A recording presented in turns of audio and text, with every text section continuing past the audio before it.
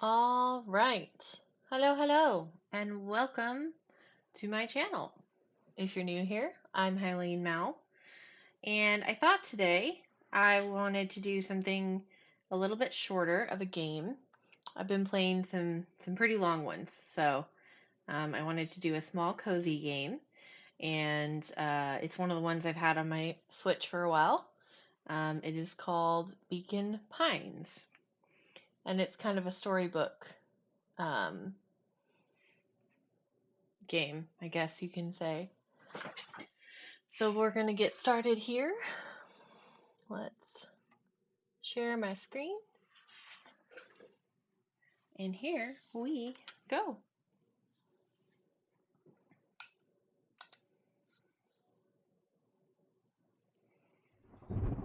Okay.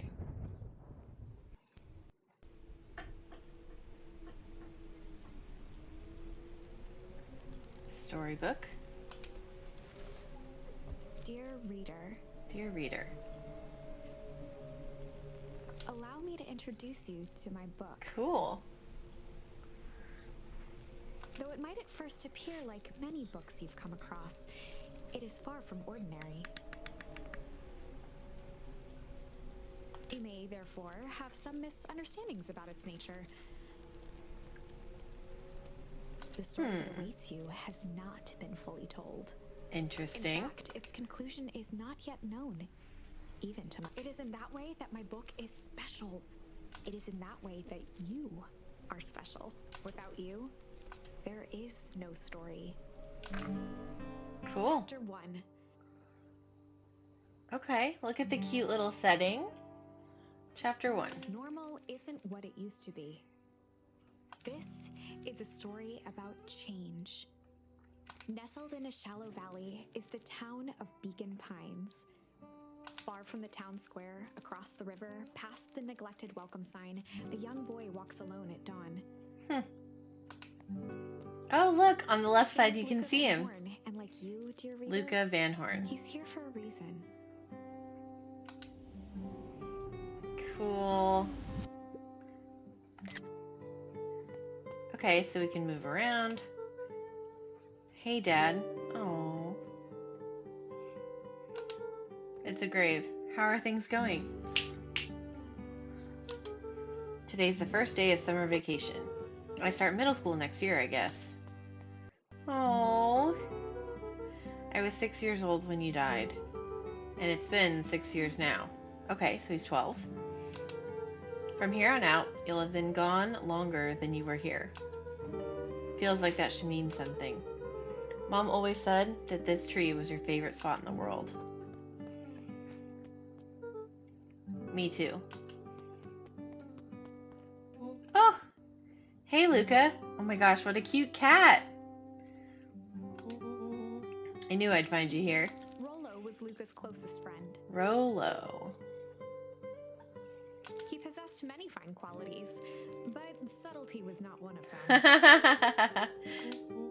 Well, after I banged on your door till your gran answered, and after I checked the pond, and climbed up to the treehouse, then I knew I'd find you here. Rollo finally noticed the tears welling in his friend's eyes, and the flowers on the grave. Aww.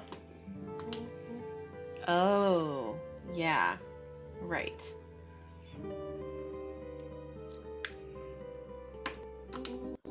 You and your mom always did this on your dad's birthday. Yeah. I didn't know if you're going to keep doing it now that your mom's gone too. She's not gone. She's just missing. Sorry, I meant to say since she went missing. She's gonna come back, Rollo. Of course she is. Wow, the colors are so vivid. Okay, Dad. See you next time. I think I'm ready to get out of here. Sure, lead the way. Wait, I want to look around. Is there anything else? The art style is so cute. Just look how adorable he is when he bounces. Okay. Run through the flowers. Oh! Tickle. uh,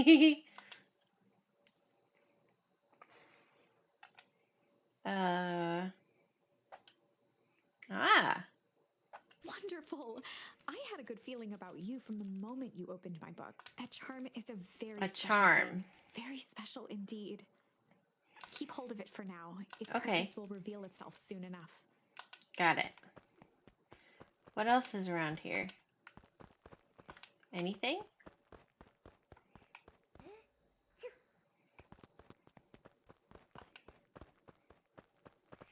Well, I guess we go this way. Oh yeah, I almost forgot. The whole reason I was looking for you. I was wondering if you'd ever get to that. I found the perfect way to start our summer. How's that? Frodo looked to the side suspiciously. Not here. They might be watching. They? Who? Shh, not so loud.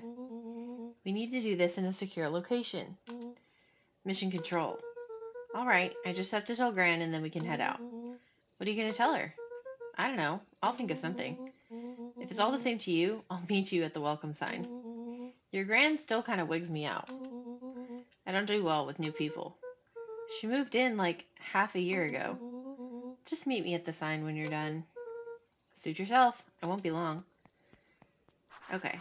Tell Gran before heading out with Rolo. Cool. Okay, so those are my charms and those are my objectives. Got it. Okay. Anything to find here?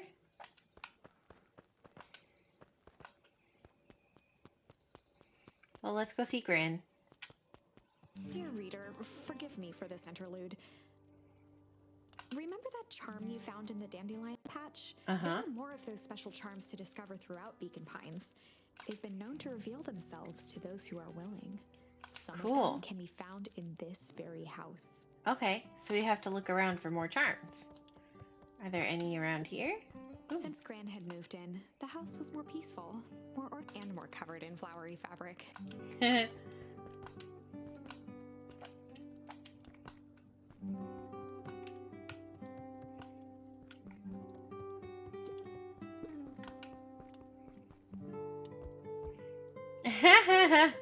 Cute.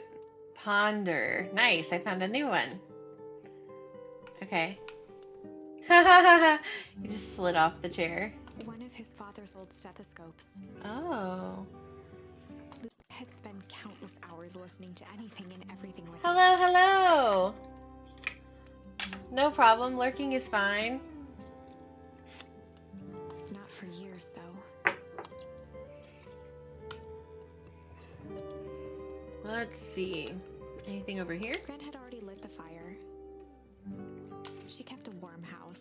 This looks so cute. I know, that's why I wanted to play it. I've seen pretty good things about it, so.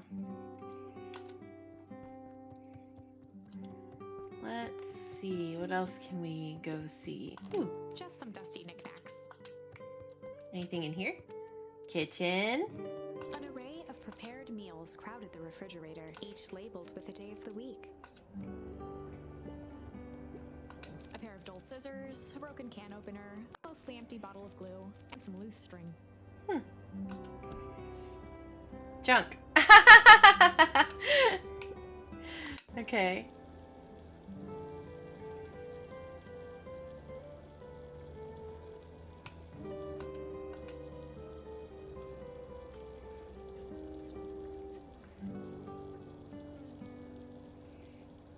Well, I guess the water doesn't do anything.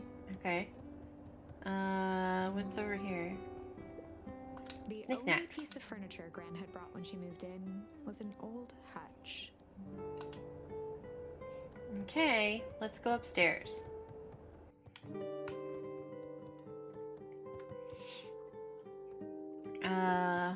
Luca paused at his parents' bedroom door. Oh, parents' He bedroom. just wasn't ready to go in yet. Okay.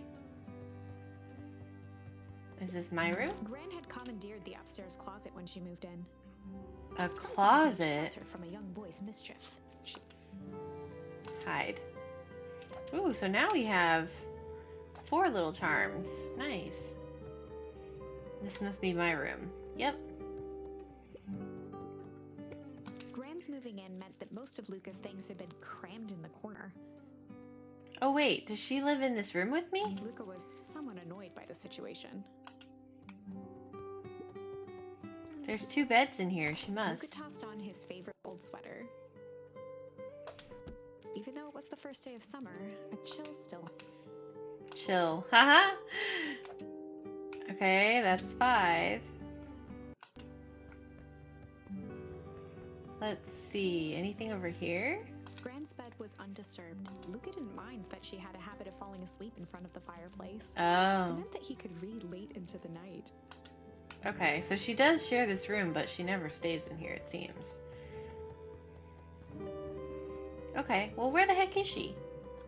She must be in the yard, maybe? I didn't go that way, I guess.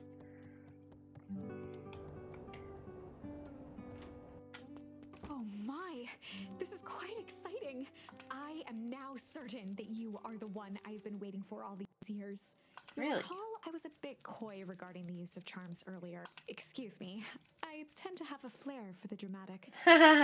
You are about to encounter your first turning point. Turning There point. are certain times in this tale when everything hinges on a single word. Step forth, dear Ooh. reader. Okay, what do I do? Ooh. A sturdy old wheelbarrow. Oh, there she is. I didn't even Beginner's see her. Guide to Gardening laid open on the bench. Hi, Gran. Oh, she's so cool looking. I'm gonna go hang with Rolo for the day. See you later. Hold up now. Where are you and Rolo headed, exactly? Nowhere The special. less Gran knew, the better for everyone involved.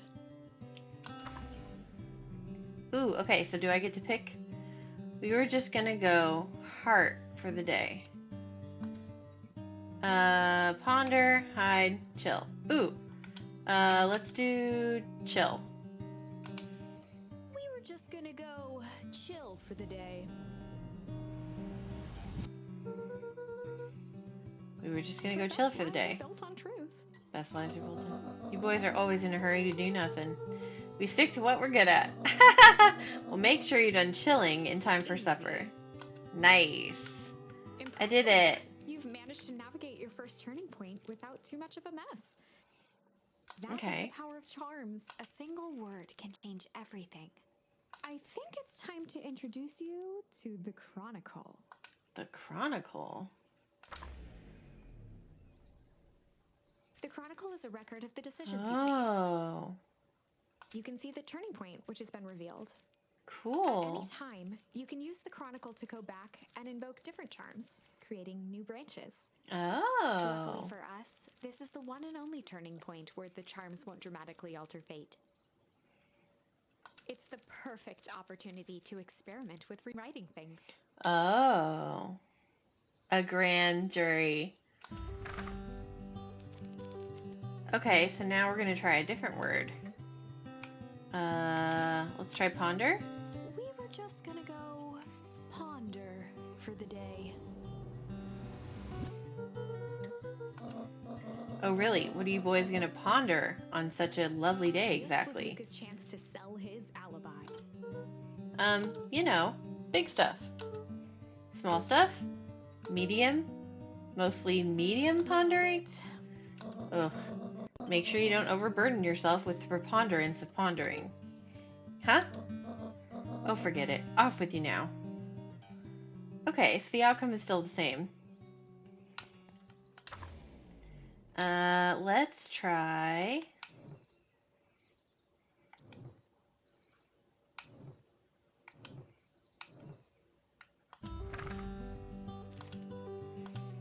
Let's try hide.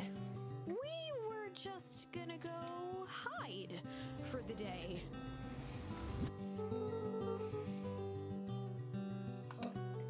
Hide? Additionally, when one is trying to hide something, True. really using the word hide.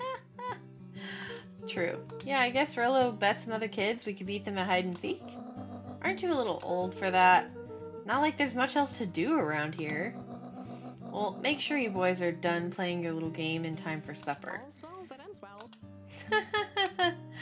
Alright. So that worked. Okay.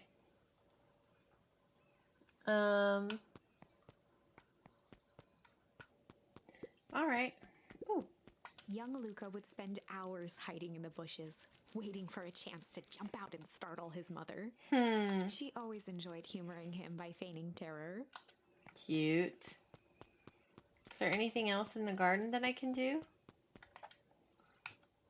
Probably not. Oh, and Luca? You and Rollo stay out of trouble. I know. Get into trouble with Rollo. Okay, here we go. So now we'll go meet him. Must be this way. Welcome to Beacon Pines. Cute! Come on, come on! Woo!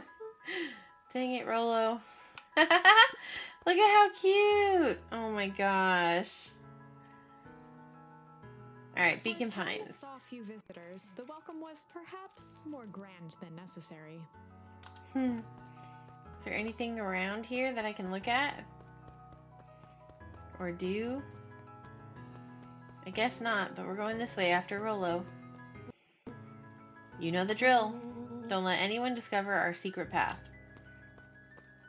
It has a sign. Like a little blue sign. Chapter 2. Chapter 2. Welcome to Beacon Pines. Welcome to Beacon Pines. For many years, this valley had been a small mining outpost. It wasn't until Sharper Valentine built his fertilizer company that Beacon Pines was established. Sharper Valentine. Over the next 30 years, the town had grown and prospered. Until the foul harvest and his sudden death. In the 6 years since, everyone was simply trying to get by. Okay, so this all happened before Luca was... Well, no, when Luca was little.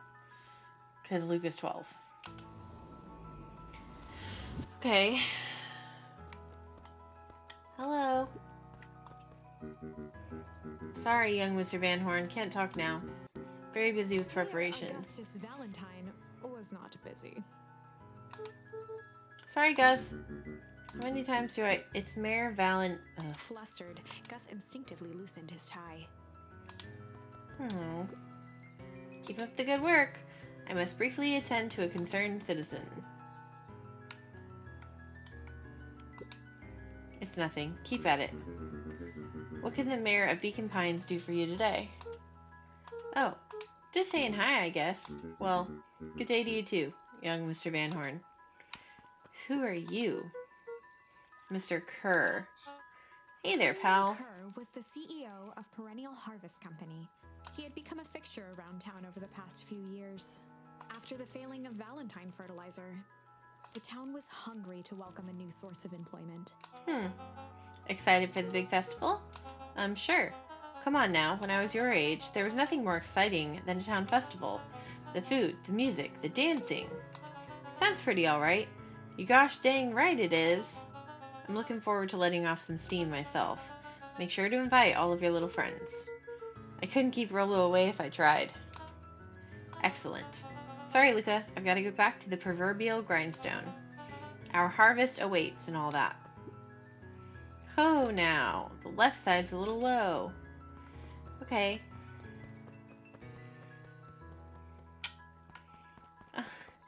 It's so cute. Look at the little townsfolk and this person. Oh, they're asleep. Okay.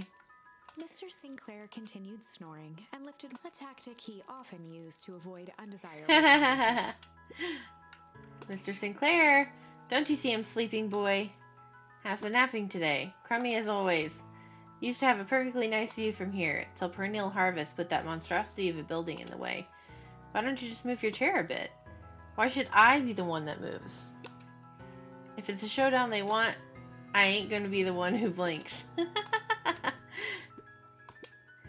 Come on, Andy, grab his wallet. Oh, I'm sorry, Iggy, I can't. Do it, or we pound ya. Yep. Yeah, but my mom said, yeah, but. If I had a nickel for every yeah, but, I'd be the freaking king of nickels. Ain't that right, Tish? Yep. Some bully kids. Alright, looks like we're going this way. Old Pickler's Pond. Oh, hello. Hey, Jetson. Is the line playing any tunes today? No bites this morning, I'm afraid. Come to think of it, I can't remember the last time I reeled one in. But hey, it was never about the catch. This is where I come to think. Yeah, that's what my dad used to do here. That reminds me, if you ever want his chair back, I've taken to standing recently. Keeps me from falling asleep at the reel. If you don't mind, I think it should stay. Not at all. An empty chair makes for a great listener. Whenever Luca saw his dad's chair by the pond, it reminded him of the days they'd pack up a Aww. couple of sandwiches and fish until sundown. That's sweet.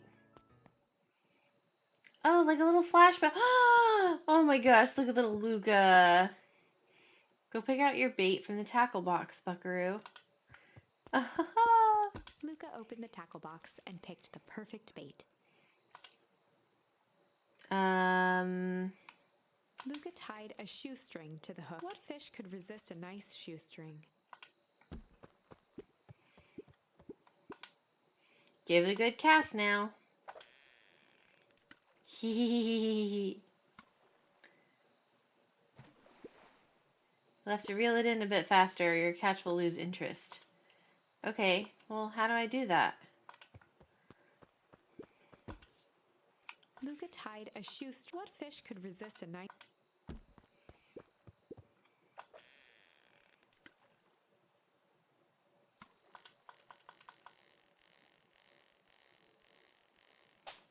Oh no!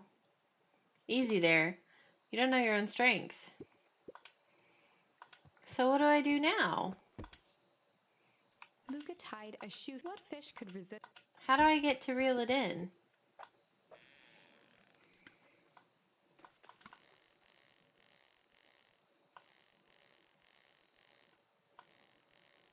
Oh, there we go. Just have to do a little at a time. An old boot. Where do you think the other one is? Hard to say.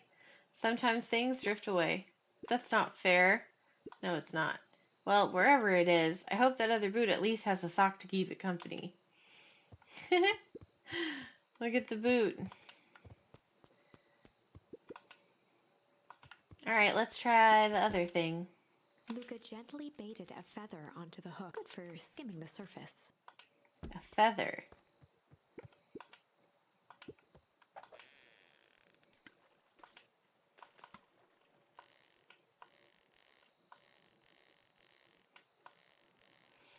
What can we catch with a feather?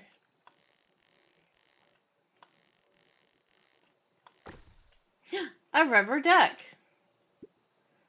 I'll be switched. It's your old rubber ducky. You were just a little drooling ball of fur when you lost that. Cried for days. I told you it'd turn up. Looks like we could use some new bait. What do you say we head out and find some more? Okay. Well, where do we go?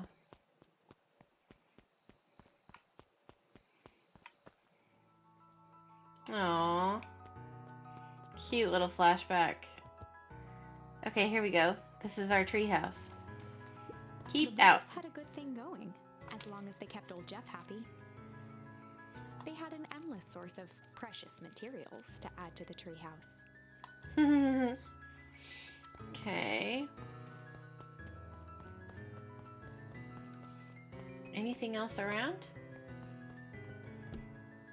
Hi, Luca. After Luca's father had passed, Rollo became obsessed with them building their own Hank atomic star scraper. It was some time before Luca realized it was Rollo's way of keeping him occupied. Aw, that's sweet.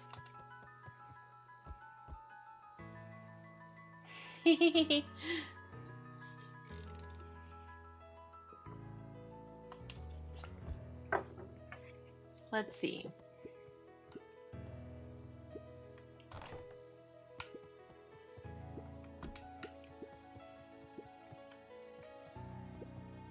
Ooh, wait. Okay, Rollo. What's this top secret plan to start our summer? So you know the abandoned warehouse by my place? The old Valentine building? Yeah, well, it isn't abandoned. What makes you think that? Get this. Last night it was glowing. Glowing? Are you sure? Kinda. That place has been empty since the foul harvest. Yeah. Who would even want to poke around that place? We would, Rolo. We would. Wait. It's just a busted old warehouse. I just meant we could do some research at the library. You want to actually go to the warehouse? What do you expect to find? Answers.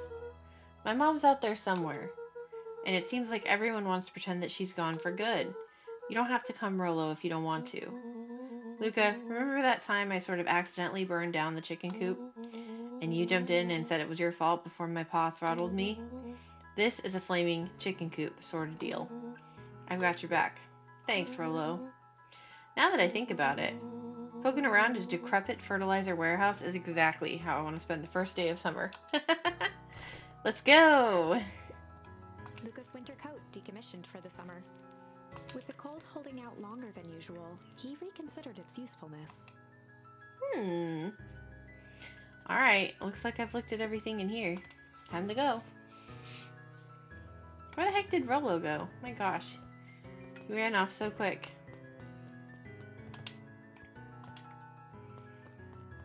He must have gone this way. Oh, there he is.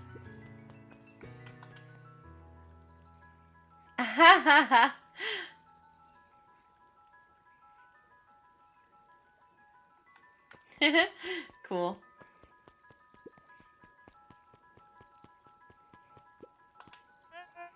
Cute! Mr. Van Horn, do you have a moment? It's just Luca. Golly, I'm sorry. It's my first week at Perennial Harvest. He pulled a pen from the pocket of his sweater vest and began to frantically jot something down on a clipboard. Wonderful. It won't happen again. If we're going to be on a first-name basis, then you can call me Pete. Oh, nice to meet you, Pete. Sorry, what are you writing? Oh, just documenting. Gosh, it's exciting to be part of something so darn special. You know, it's not just about new fountains and phone booths. We're going to change the world. And it all starts here, in Beacon Pines. Isn't that amazing? Uh-huh. Anyway, I'd better get... Oh, that reminds me. We'd love to hear your thoughts. My thoughts? You bet. If we're going to change this town, we need to get every detail right. That sounds intense. Changing the world is intense. So, what'd you say? Could you answer a few questions? Well, I guess if it's quick. Wonderful. Open to answering a few quick questions. One down. See? It's not that hard, is it? Oh, okay. We're going already. Question 2. What's something you love about Beacon Pines? I've never really thought about it before. It's the only place I've lived. Pete stopped scribbling and glanced up from the clipboard. Was it? I guess not. Huzzah! Our first 3 questions answered in record time. Are you literally writing everything down? Thank you so much for your time. I need to process these answers. We can save the rest of your thoughts for later. Okay. Our harvest awaits. Rolo! Oh no. I'm just catching my breath a bit. Go on, I'll catch up.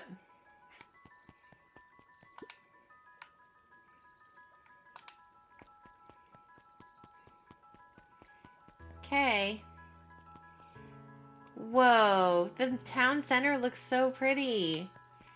Town Hall, the Beacon, and coffee. Ooh, hello. Hey, Mrs. Nelson. Morning, Luca. Any big plans for the summer? Not really. Heard anything about the old fertilizer warehouse? Any strange happenings? Can't say I have. Either way, a dusty old warehouse is no place for a young boy. You be safe now. Miss Hatch could often be Miss found over the Hatch. fountain, too absorbed in a book to be distracted. The two wandered down the wooded path, unaware of the danger ahead. Oh, this is getting good. Okay, who's this? Hello. Holden Wilder ran the local paper of record, Holden Wilder. the Beacon. Hey, Mr. Wilder. Morning, Luca. What's the day have in store for you? I was wondering if you heard any news about... News? Beacon knows the news that needs knowing. Any news about the old fertilizer warehouse? Nope. Oh.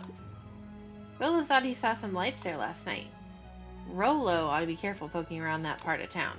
The winds of change are blowing, and change is a dangerous animal. Oh, cool. So he gave me... Ooh, now I have 6 charms to choose from. Last Chance Diner is that way. Ooh, I think... Luca, just the fellow I was looking for. Hey, Roxy, what's up? Oh, right.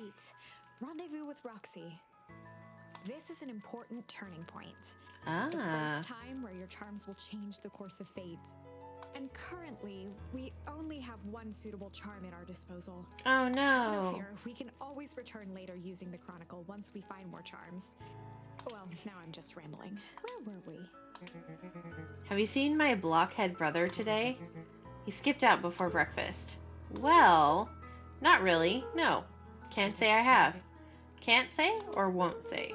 Roxy, would I lie to you?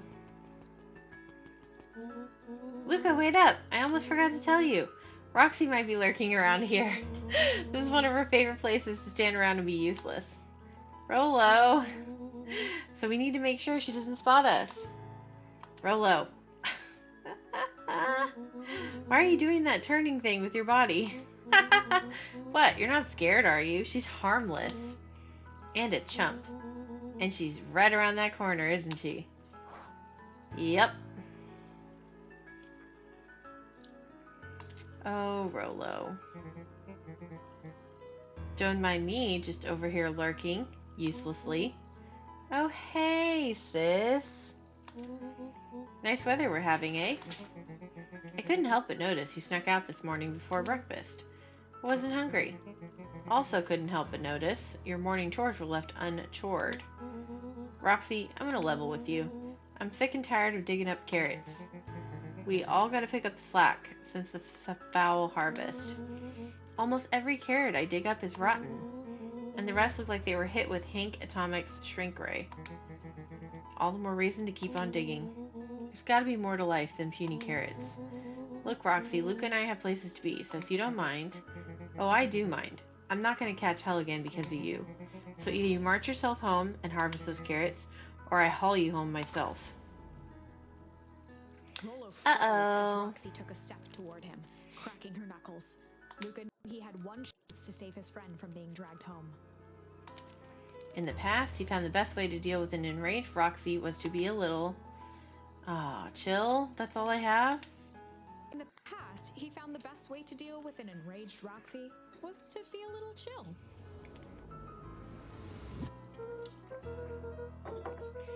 Come on, Roxy. It's the first day of summer. The sun's shining, and we just want to take it easy.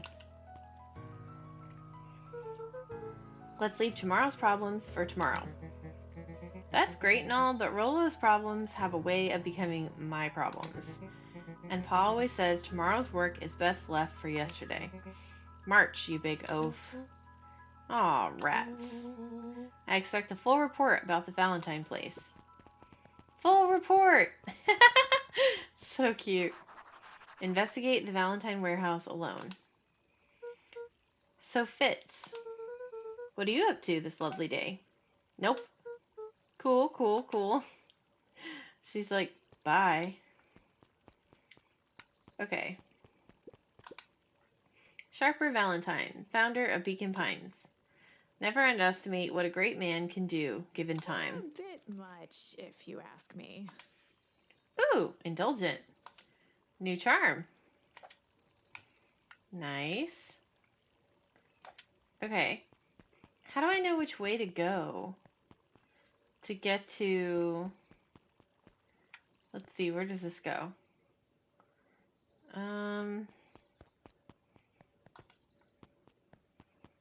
This is some shops.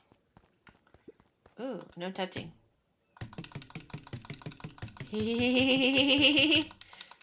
Smack! Ice cream man? Hey Griffin. How's the ice cream gig going? Not great. It's still pretty cold out, and I'm in the business of selling cold. I'm sure things will warm up soon. Mr. Tolliver's not at his grocery stand? He's prepping for the festival, I guess. Gotcha. Ooh, who's that? Hey, Bert. Hi, Luca. I'm doing some fact checking for the town history exhibit. Look, kid, I'm just here to put up the lights. But did you know when the town was founded there were only 7 citizens and they all worked for a mining company and there was only one dirt road leading to town? And there still is only one road leading to town. Oh, right. Okay, so oh, can I go into these shops? I don't know. No, it doesn't look like I can. Where do these stairs go? I know, the style is so cute. Ooh, hello. Piper. Oh, hey, Luca. What's up? You know it's summer break, right? Of course. And it's like the morning, correct? And you're studying? Like they say, the early bird gets the proper education required for a successful and fulfilling career later in life. Mm-hmm. Who are they? Hi, Zariel. Hi, Luca. Could you please tell this lazy butt to help out in the cafe? Zariel, would you Luca? Let me give you a little gem of advice. If you never do what you don't love, then you'll never work a day in your life. What?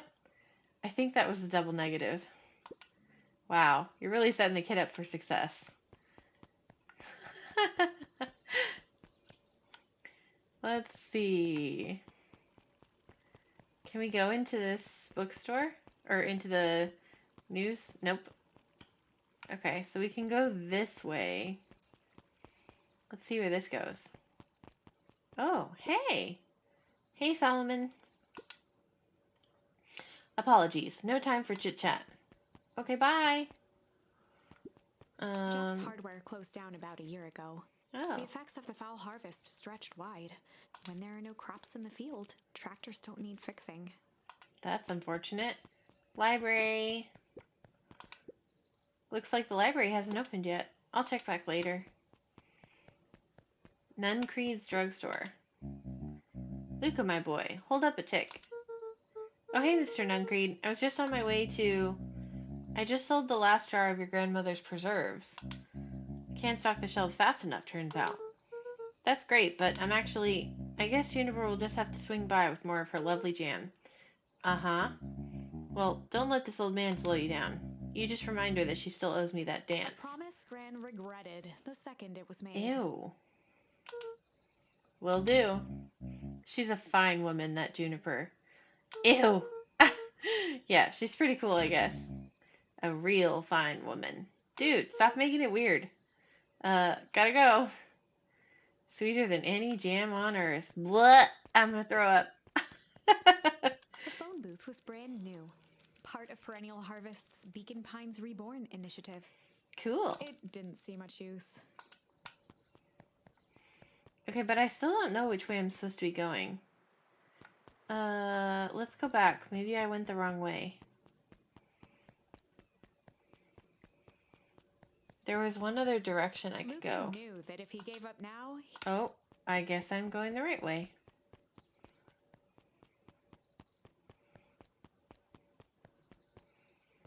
That was a nice little hint. Ooh, hello. Hey, Luca. Hey, Joey. How's the bug hunt going? Not great. Bugs have been shy this week. Bugs get shy? Oh, sure. Bugs aren't that different from people. Sometimes they just want to be left alone. If you're going into Weep Wood, just be careful where you step. No bug crunching. Got it. Okay, what's this way? This is a big fancy house. The Valentine Mansion loomed over every other building in town, both figuratively and literally. Valentine Mansion. Ooh, cute. Well, this is not where I'm supposed to go. After the foul harvest destroyed their wealth and reputation, the Valentines shuttered off their estate from the rest of town. Okay. What a nice house. Okay, let's see. Let's go this way. The Aha! path led into a small hollow at the edge of Weepwood. Okay, no turning back now. Caution, electrified fence. Is that sign new? The fence thrummed with a gentle electric buzz. Okay, so what would Rollo do if he was Luca here? often asked himself what Rollo would do, so that he could rule out that option. I'm definitely not touching that thing. Okay.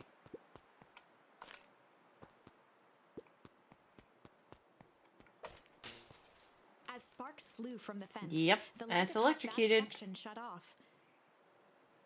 2 bulbs remained. Oh, okay. That's One 2. more to go.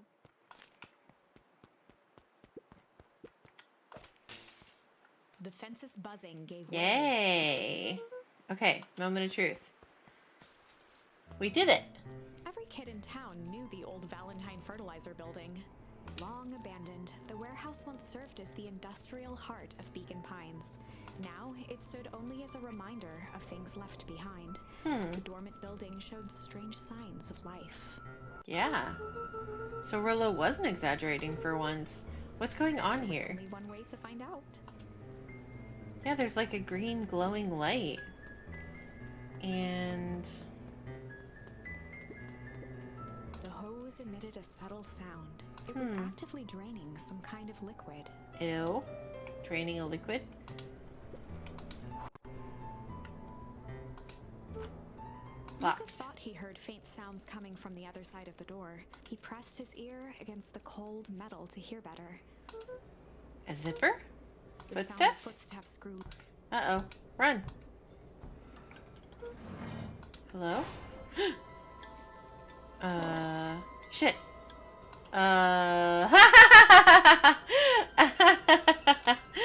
Oh my gosh, that was funny. The heavy steel door knocked Luca to the ground. Disoriented, he looked up to see an imposing figure silhouetted in a green glow. It lunged toward him. He tried to scramble away, but felt a gloved hand latch onto his ankle. Oh gosh. Luca watched his fingernails leave trails in the dirt as the hand slowly dragged him back through the door, into the lab, into... This is a story about change. This is a story about change. It was far from the sort of change Luca imagined for himself. But change is, after all, a dangerous animal. The end? The end? No way. We should have warned you about this. Oh. There are many paths that our story can take. Most will end in tragedy. But don't let that discourage you. We will find the ending that this story deserves. I just know From it. here on out, a charm will have a check mark when it's been used to its full potential at a given turning Oh, point. cool. Okay. Now, let's try something different. Okay.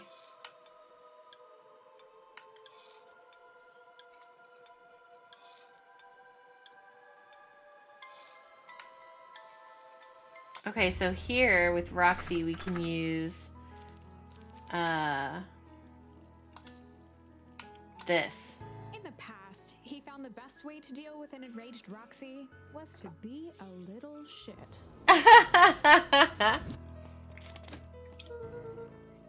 Make a break for it. What have you done? Ah! Did that little shit just kick me? Run all you want, you little twerps. You gotta come home eventually. Oh my god, that was amazing. Oh no, he bumped into that kid. Aha! Investigate the Valentine warehouse with Rollo. Are you okay? Sorry about that. Rollo can get overexcited sometimes. Solomon Valentine, current ward of and future successor to the Valentine fortune, huffed as he brushed off his pants. Oh. A town of complete and utter fools. One wonders if it's worth taking anything here seriously. Either way, I'm really sorry. No matter. How are you doing? Me? Yes, with all that business about your mother and whatnot. Oh, I'm getting by. Still no word from her at all? No. That's truly a shame. Oh, new charm. Shame.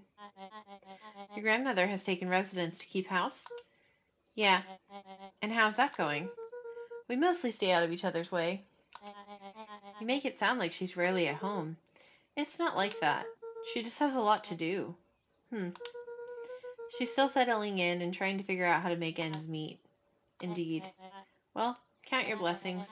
It's better to have a caretaker who's rarely around, in lieu of one who tries to compensate by smothering you with attention. That doesn't sound so bad. Trust me when I say, it's best to rely on yourself. Family has a way of creating more problems than they solve.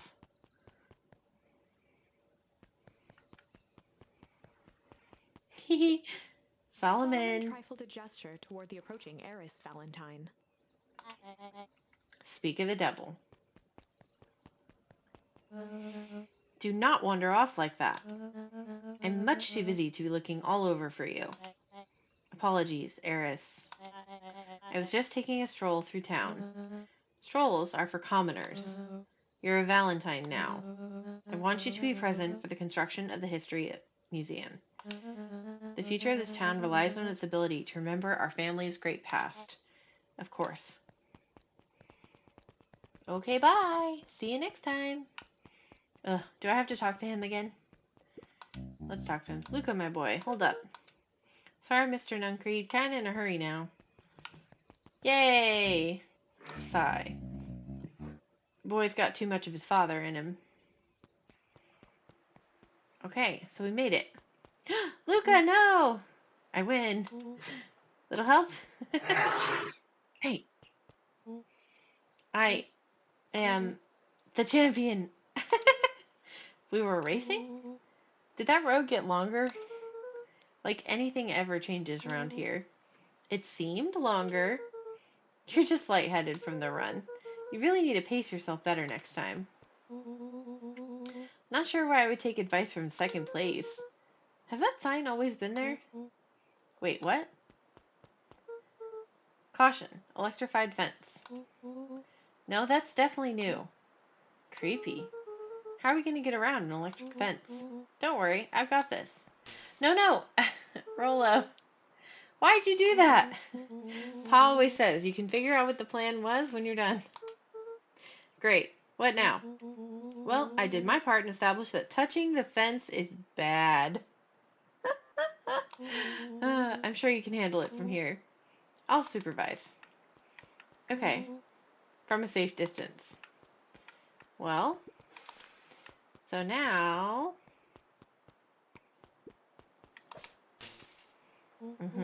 Whoa, you're a genius. Yeah, I did this already. Oops.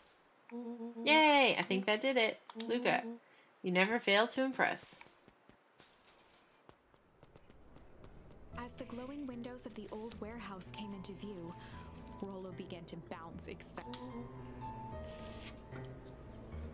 Check it out. Dang, Rolo, you weren't exaggerating for once. Was there ever any doubt? This definitely needs investigating. Good thing 2 ace detectives are on the case. Okay, this is bizarre. This is awesome. Oh gosh. Rumble.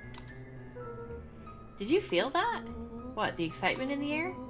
You bet your butt I did. Check out this puddle. That's not normal. And this hose. Rolo. Aw, man, the door's locked. Try harder. No dice. It won't budge. Oh well. This dumpster's new, right? I bet it's got stuff in it. Can't really see what's in here. Who did all of this? My nose is itching. I think I smell some treasure. Are you sure that isn't the hazardous waste? Just help me get in. Rolo, it'd be my honor to throw you in the trash. Come on, Lady Luck. So, what's in there? Let's see. There's a squishy bag of squish. Wow. A good inch of stagnant sludge. Your natural habitat. Wait, hold the phone. Hold 2 phones. Check these bad boys out. Ooh, walkie-talkies. Are those walkie-talkies? Just like Hank Atomic communicators. Cool. Do these actually work? Ground command to Hank Atomic. Hank, do you read me? This is Hank Atomic. Ground command, you're coming in 5 by 5. how are your vital readout, Tank? It's getting a little stuffy in here. Requesting assistance for evac. Help is on the way. What was that? Someone's coming. Give me your hand. I'm trying. My hands are covered in squish. Scoot over. I'm coming in.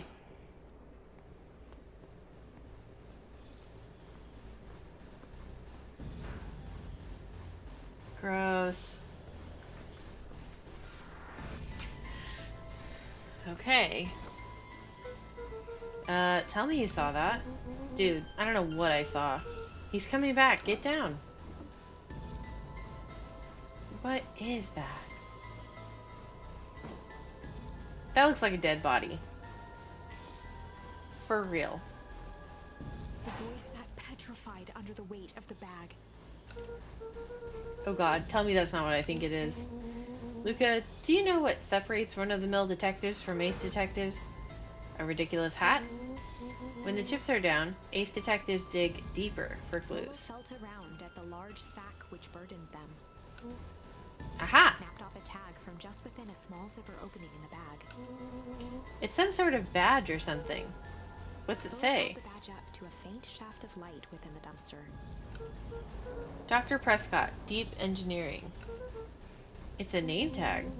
Who would throw away a bag full of slimy old name tags?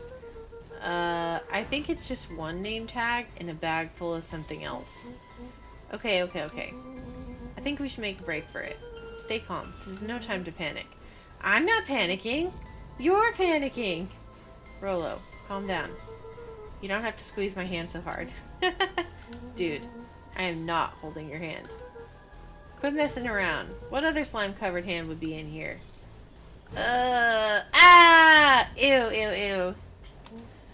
Ah! Gross!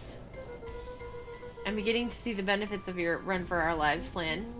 Right, we've clearly established that I'm faster than you, so I'll go first. Why not go together? Flaming chicken coop, Luca. I'll make sure the coast is clear. After I go, count to 100. If you hear me yell, run. If you don't hear me yell, run. Actually, either way, haul ass. Rolo, I'll give you credit. You sure found an eventful way to start our summer. It's what I do. Well, here goes nothing. Lucas sat in the dark, tracking the sound of Rolo's footsteps as he ran. 1, 2, 3. He pressed his ear to the dumpster wall, straining to hear Rolo's footsteps as they faded away. 15, 16, 17.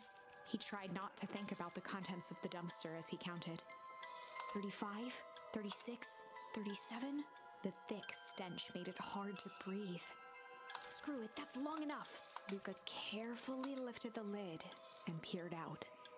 Nothing. No sign of Rolo. No sign of the man. Time to haul ass. Luca clambered from the dumpster, stumbling to his knees. All right. He was like a shot and running, sprinting toward home as fast as he could. Beacon Pines flew by, blurred by the tears that welled up in his eyes. He wouldn't remember getting home at all that night. Throwing his front door open, storming up the stairs to his room and surrendering to sleep almost as abruptly as he hit his pillow. Chapter 3. Okay, chapter 3. Finding a friend. The next morning, it was quieter than usual at the breakfast table. Only the sound of silverware and chewing interrupted the awkward silence. Okay, hi Gran, good morning. I finished jarring a mess of jam last night. So that'll need to get delivered into town today. Okay, so what'd you and Rolo get up to yesterday? Oh, nothing interesting.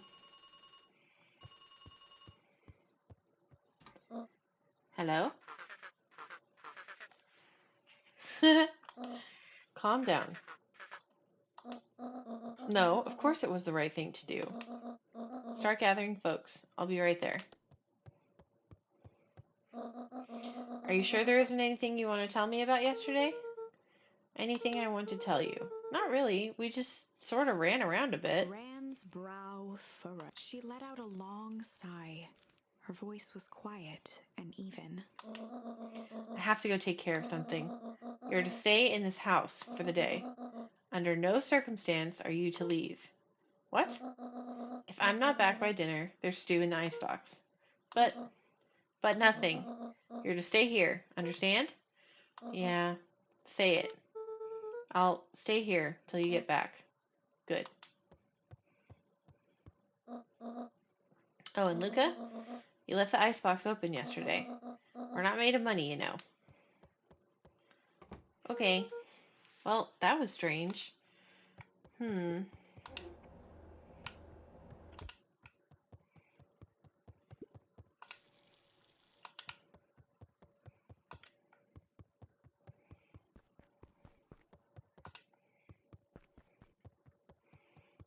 I go out into the yard?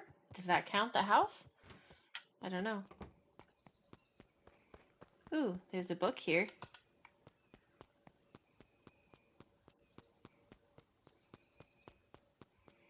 Okay. Well, I guess we have to stay in the house. A faint electronic sound floated in the air. Oh. Is that coming from upstairs?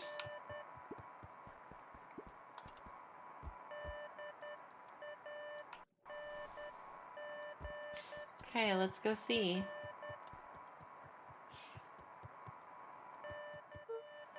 Hello? Is anyone there?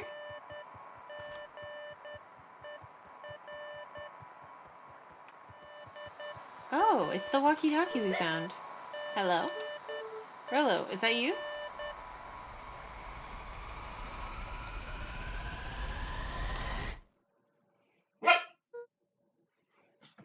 Over? Strange. Okay, so how many do we have now? Wow, we have a lot. 3, 12. Nice.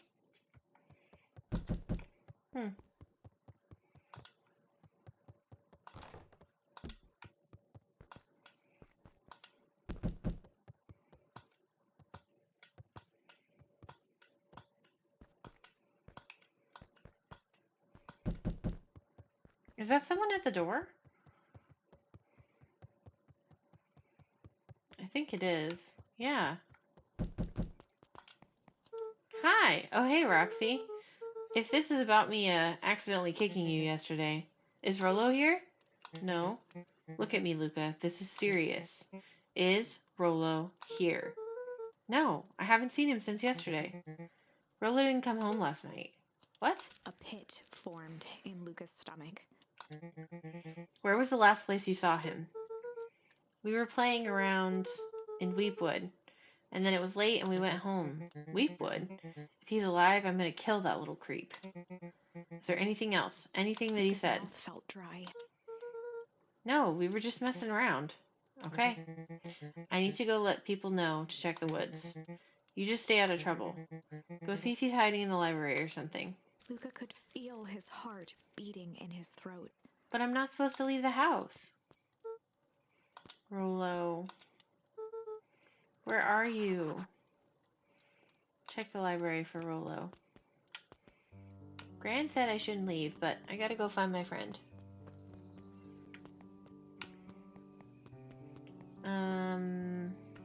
What was this way again? The road leading to Beacon Pines was long and a sort of natural barrier for the impatient.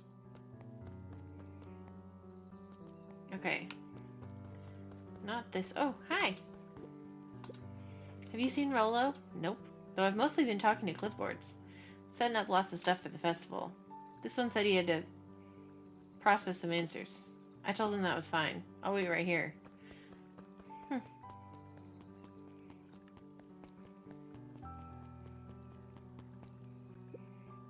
We really need to get back to work. Just a couple more minutes. If Roxy said she'll be here, then she'll be here. I just don't see why I'm standing around, doing nothing, and waiting for Roxy, when I could be standing around, doing nothing, and getting paid for it. Come on, Lumi. Roxy needs our help. Yeah, well, good intentions don't qualify as legal tender. Tender. Ugh, my parents wouldn't listen. No offense, but isn't Rollo always getting into trouble? Something feels different this time. What can we do to help? We need to check where the adults aren't. So I guess it's up to us to check Weepwood. Our shift doesn't end for another couple of hours. We could spend the time making posters. That'd be great. I guess. Right, Fitz and I will check Weepwood. We'll be back later to pick up the posters. I think my dad has a map of Weepwood. Let's swing by my house and grab it before we head out. Okay.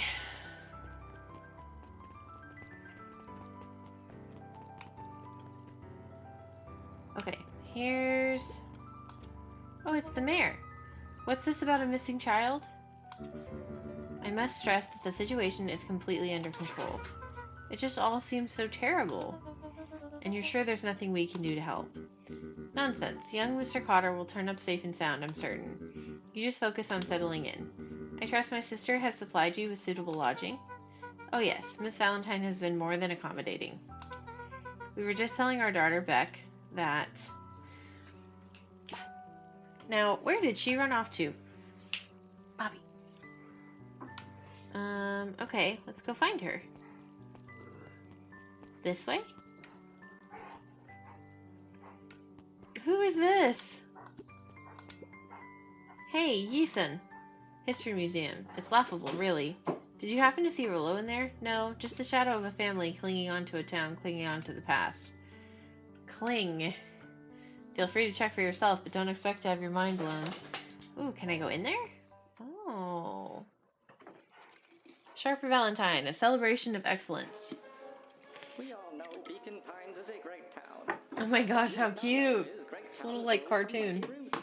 And that is why you cannot tell the story of Beacon Pines without telling the story of one Sharper Valentine. Come here. Young Sharper's keen intellect and strong moral fiber led to a grand vision. A vision of a community. It's so cute. In his own words, a better tomorrow is within our grasp, but it requires a singular mind to harness it. Lucky for us, he decided to grow that vision here in Beacon Pines. And how does one grow a better tomorrow? With fertilizer, of course. Valentine's Fertilizer Company became the lifeblood of a town yearning for purpose. But then tragedy struck. A scientific experiment gone wrong. An accident which took Sharper away from us far too soon. To this day, we struggle to pick up the pieces. But one foul harvest isn't enough to stop the people of Beacon Pines. The spirit of Sharper Valentine lives on. It lives in the hearts of everyone with a dream for a better tomorrow. Together, we will follow his example and grow a bountiful future. Hey, Paul, Stop. No.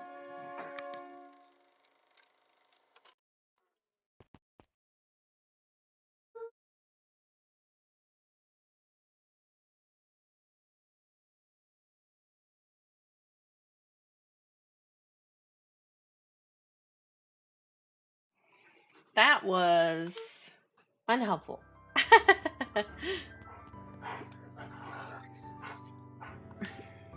Hey Griffin, has Rollo been by?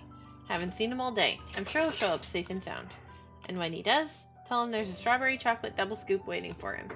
On the house. He'll like that. Okay.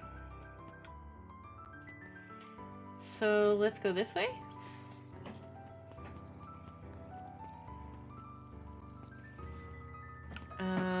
Nope.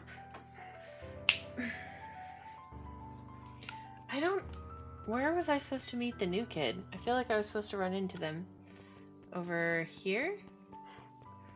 Because the parents are here. Oh, newsstand. Up at Don newsstand. Hey, Don. Don. Is it true about Rollo? Yeah, he didn't come home last night. I wonder if it's connected. Connected to what? I was checking in on reports about increased activity around town. What sort of activity? Windowless trucks, mechanical noises, strange lights, your typical shady stuff. Who would be doing all that and why? Well, I have a few leads. The Valentine family is always suspicious. Perennial Harvest certainly has the resources. Do you have any idea where Rollo could be? The best place to start looking is where the trail went cold. Where did you see him last? We were in Weepwood, right by Valentine's Fertilizer. I'll check out Weepwood where my shift ends. I do my best work at night. Of course you do, you're a bat. Guess Mrs. Fratelli is getting ready for the festival. Okay. So, I must have been going the right way. Anything at the coffee shop? Nope. Okay. And there's nothing this way, right? I went this way. Yeah, I went this way. Okay, so we'll go this way.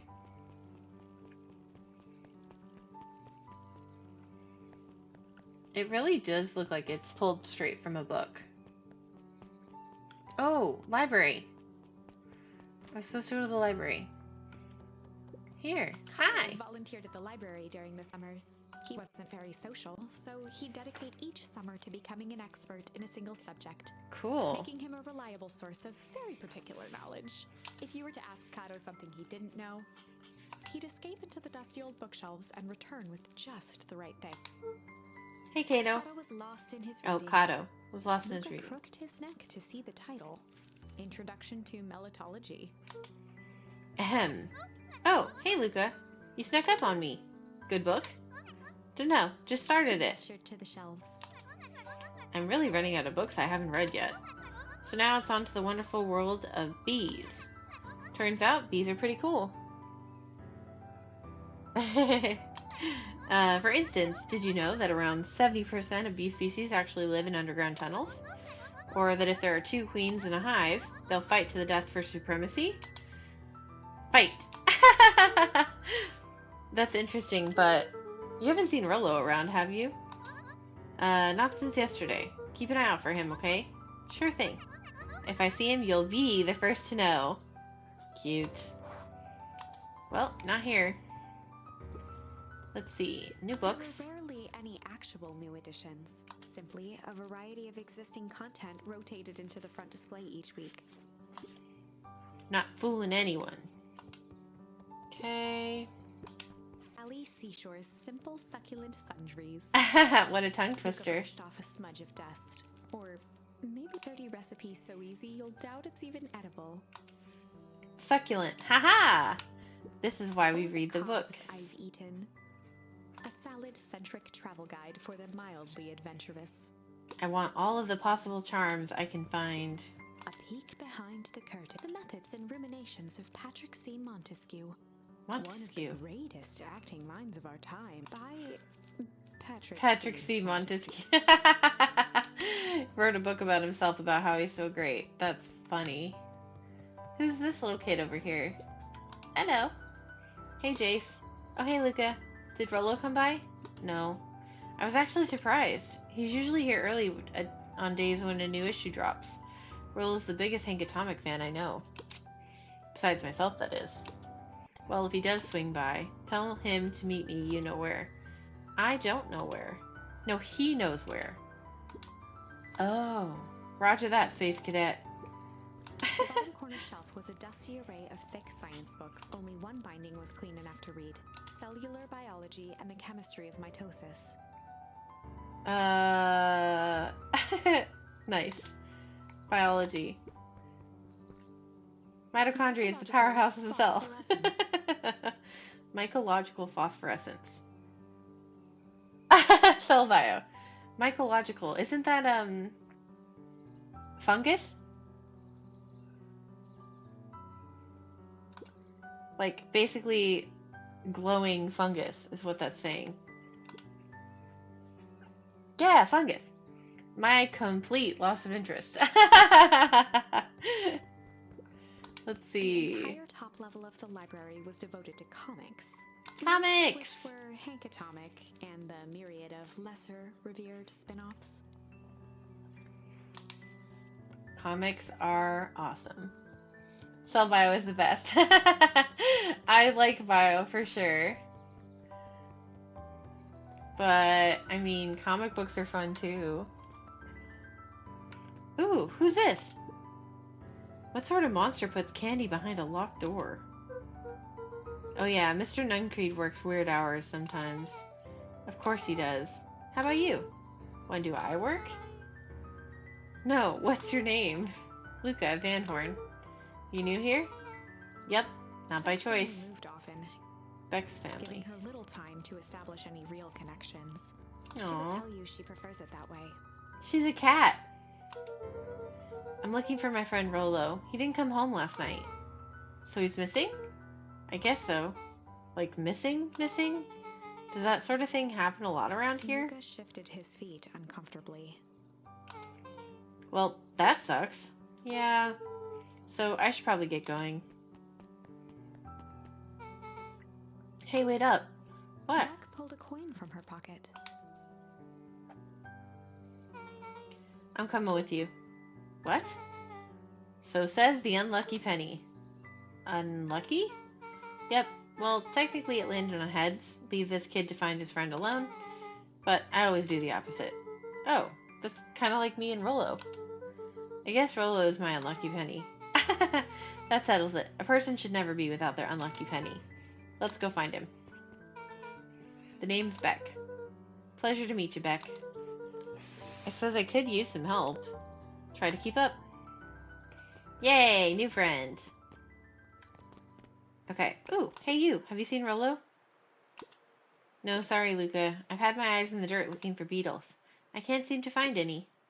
He never came home last night. Do you think it's because it's been colder than normal? I don't see why that would have anything to do with Rolo. No, the beetles. Do you think the temperature confused their circadian rhythm or something? Who's to say? I'm no beetologist. Just keep an eye out for him, would you? Of course. This way. Oh, they closed up the fence. Dang, they boarded up the way in. Well.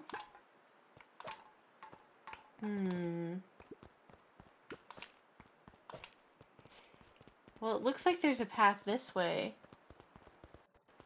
Yeah. Luca felt a chill as he approached Beck.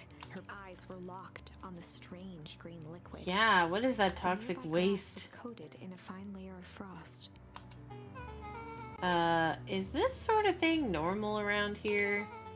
Because puddles of glowing ooze are definitely not what I expected from this place. I have no idea what that stuff is. Well, the next obvious step is science.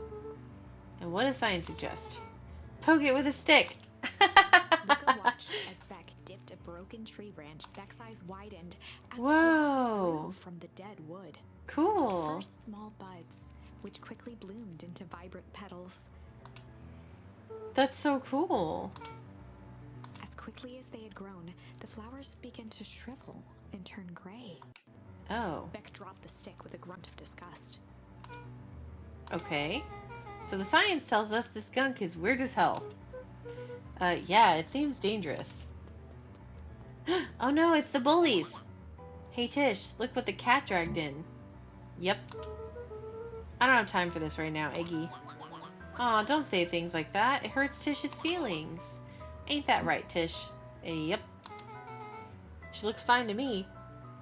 Sounds like something science would say for sure. Yeah. Why, hello. I don't think we've been properly introduced. Iggy's the name. This is my compatriot, Tish. Yep. You've probably heard of us. Can't say I have. I'll forgive you just this once, on account of you being new around here. Why would you hang out with this dud? Oh? He seems pretty alright. Iggy, why do you have to be so... you? Has he even told you that his parents skipped out on him? Shut up. It's true, they got tired of having such a pathetic kid and left him. Iggy, I'm only gonna say this one time. Don't talk about my family. Ha! Well, look who's grown a backbone now that a girl's around. First his pops croaked, then his mom finally couldn't take it anymore and bounced. Ooh, this boy is He took asking step for a whooping. towards Luca, his sneer lit by the glowing Beck could see tears welling in Luca's eyes, his fists clenched. Some things about Beacon Pines were very different from the city. But a bully from a hayseed town is really no different from a city bully. Beck took a deep breath and thought. Time to bust out the... that. Strange. Well, time to bust out the strange. Alright, Luca, looks like you need a little mud bath. What's wrong with you, new kid? We're about to pound your friend. Beck stared inside, the only sign of life being the twitch of an eye. It's weird when people don't talk. Yep. Stop being a weirdo. Hello? Are you some kind of wackadoo? Makes sense. Wackadoos travel in packs, eh, Dud? At the sight of Iggy taunting back, something in Luca snapped. Iggy's smirk shifted to a look of shock as Luca launched himself into his stomach. Oh, go Luca! Ooh, Iggy's pushed him in clothes the were goo. drenched in the glowing ooze. You jerk! My clothes are ruined! Iggy's I'm voice gonna... began to slur as he struggled to get up. struggle. I don't feel so good. Health! Oh my gosh, look at his face! I'm sorry, I just... oh shit. Yup? Serves you right. Well... that was intense. Iggy's gonna be okay, right? Nothing about this seems okay. The warehouse, this strange ooze, and what it did to Iggy. Was Rollo caught up in all of this? We have to find Rollo. Took the words out of my mouth. Okay, I want to know, did I choose the right thing? Oh, strange may not have been the right one to choose. Well, we're going to keep going, because I liked that choice. Okay, let's go this way. Oh, wait. Property of Valentine Fertilizer Company.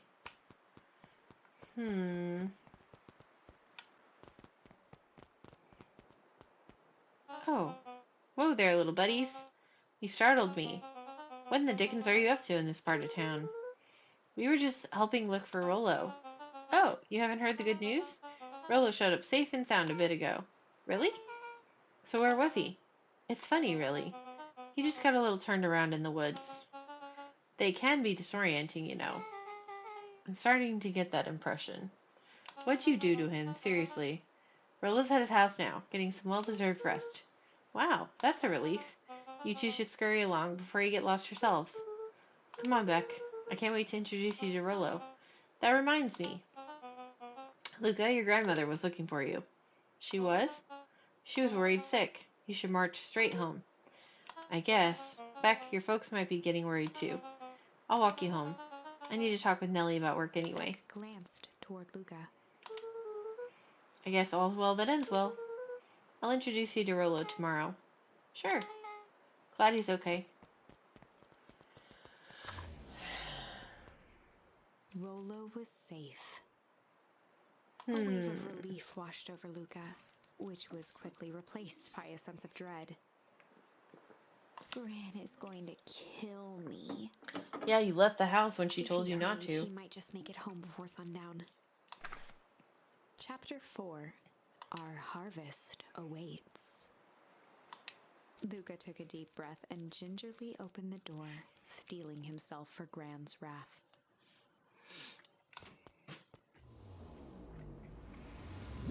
Where is she? Gran? I'm home. Everything's fine. Gran? I don't see her. Let's go check the kitchen. Gran? I know I wasn't supposed to go anywhere. I was just helping look for Rollo. Is she out here in the yard? Nope. Alright, let's go look upstairs. Gran? Roxy came over. She was worried about him. So I figured you wouldn't mind if I helped look for him. Turns out Rollo is safe and sound.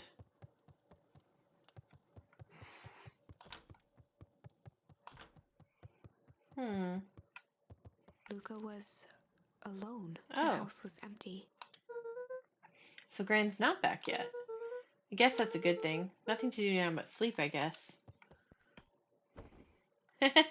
He just flops into Luca his was bed. sitting by the pond, listening to small waves lap against a rock. His father sat in a folding chair in front of him. Without turning, he spoke. Why don't you grab me some nice bait? Sure thing, Dad. Luca hopped over to the tackle box and popped open the lid. Inside was a rolling, buzzing mass. We're fishing with bees? Luca's father gave a warm chuckle. Well, you catch more fish with bees than honey. Pick us out a good one. Luca closed his eyes and plucked out a bee. What? He could feel its wings struggle between his fingers. Holding it at arm's length, he hurried over. His father deftly baited the hook and examined his work. Interesting choice. With a practiced flick of the wrist, the line buzzed in a graceful arc. The water accepted it without a splash or ripple. The wrong choice. But the pond began to freeze up. Sometimes we gotta make the wrong choice before we can make it right. Pallid ice propagated across the still surface with an alarming speed. So Lucas weird. back as the ground beneath him turned. Dad, I don't know. Sorry, kiddo. Understanding isn't always part of the relentless ice shot through the fishing line toward his father. Dad, look out! His father casually wound the reel. None of it's your fault, you know.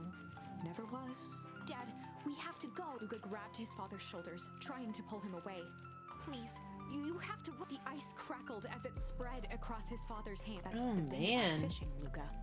His chest began to crystallize. What a toss terrible your hook dream. in, and you never know what you're gonna pull. A shock of searing cold ran up Luca's arms.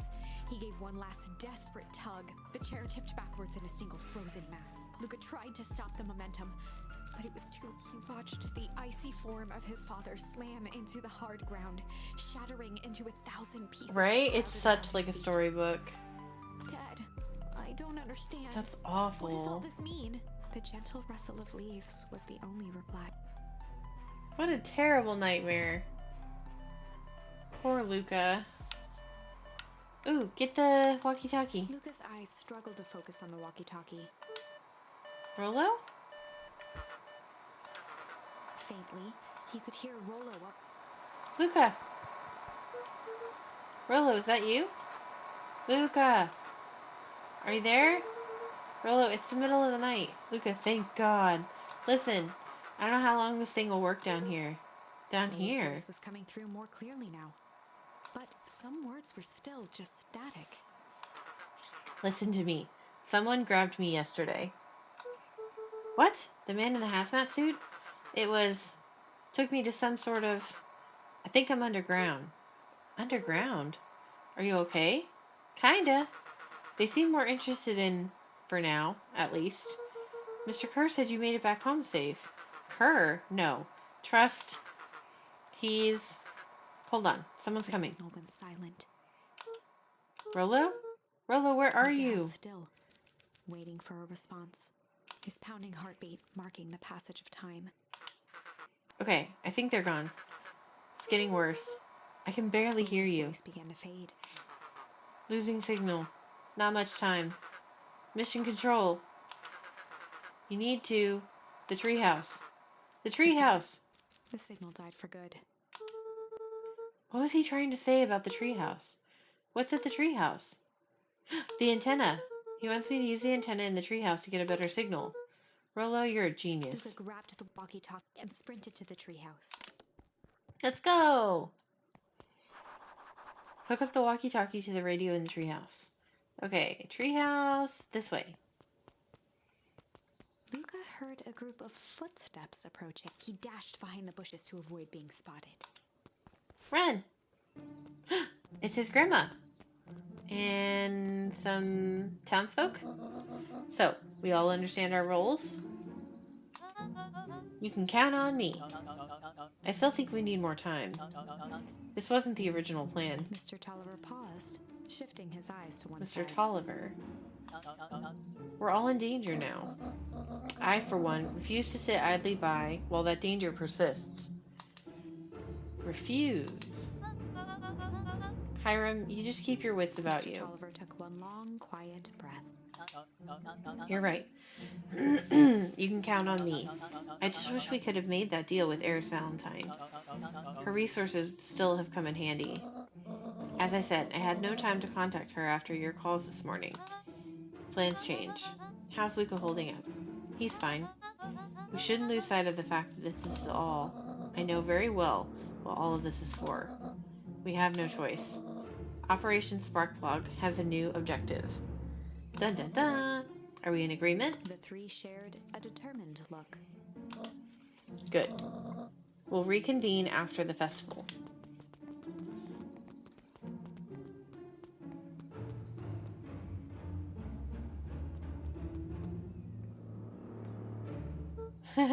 Gran, why are you meeting with Mrs. Fratelli and Mr. Tolliver late at night? Luca! Yeah! John, you scared me. How long have you been there? Oh, just a few minutes. Earlier today, I saw Mr. Tolliver and your Gran enter the diner together.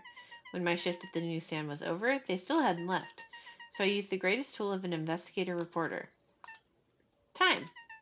When they left, I tailed them here. What do you think they're up to? Whatever it is, they seem organized and determined. They mentioned the festival. Yeah, I heard that too. Has your Gran been doing anything different recently? Anything strange? She got a phone call this morning and rushed out the door. A call from Hiram Tolliver, it seems. She was either furious or terrified. Or both. Luca, be careful out there. I think we might be in the middle of the scoop of a lifetime. I will. She's cute. Aren't you coming out? Nah, I'm gonna stake out here for a bit longer. See you, Luca. Okay, let's go find the antenna in our treehouse. Treehouse is this way. Oh wait, go back. What are they doing? I did it. I changed the sign. Splendid. Did anyone see you? I don't believe so. You were right. It was simple enough to just rearrange the letters. Odd choice for a prank, though. In situations such as these, you've now got my full attention. Hooray! Odd is good. I can't wait for everyone to see the big reveal. It should be quite memorable. Let's make ourselves scarce for now. They're up to something. Alright, let's go to the treehouse. This way. Okay, here we go. Ooh, there. Antenna. Okay, maybe we can reach Rollo now? Rollo, are you there? I'm at the treehouse now, Rollo. Mr. Kerr said you were alright. What happened out there? Dang it, Rollo, where are you? Come on. Who's in my treehouse? Who's there? Luca could only see a cloaked shape behind the rocket. I've got weapons in here, so you'd better come out right now. To hear as a muffled voice began. Who is it?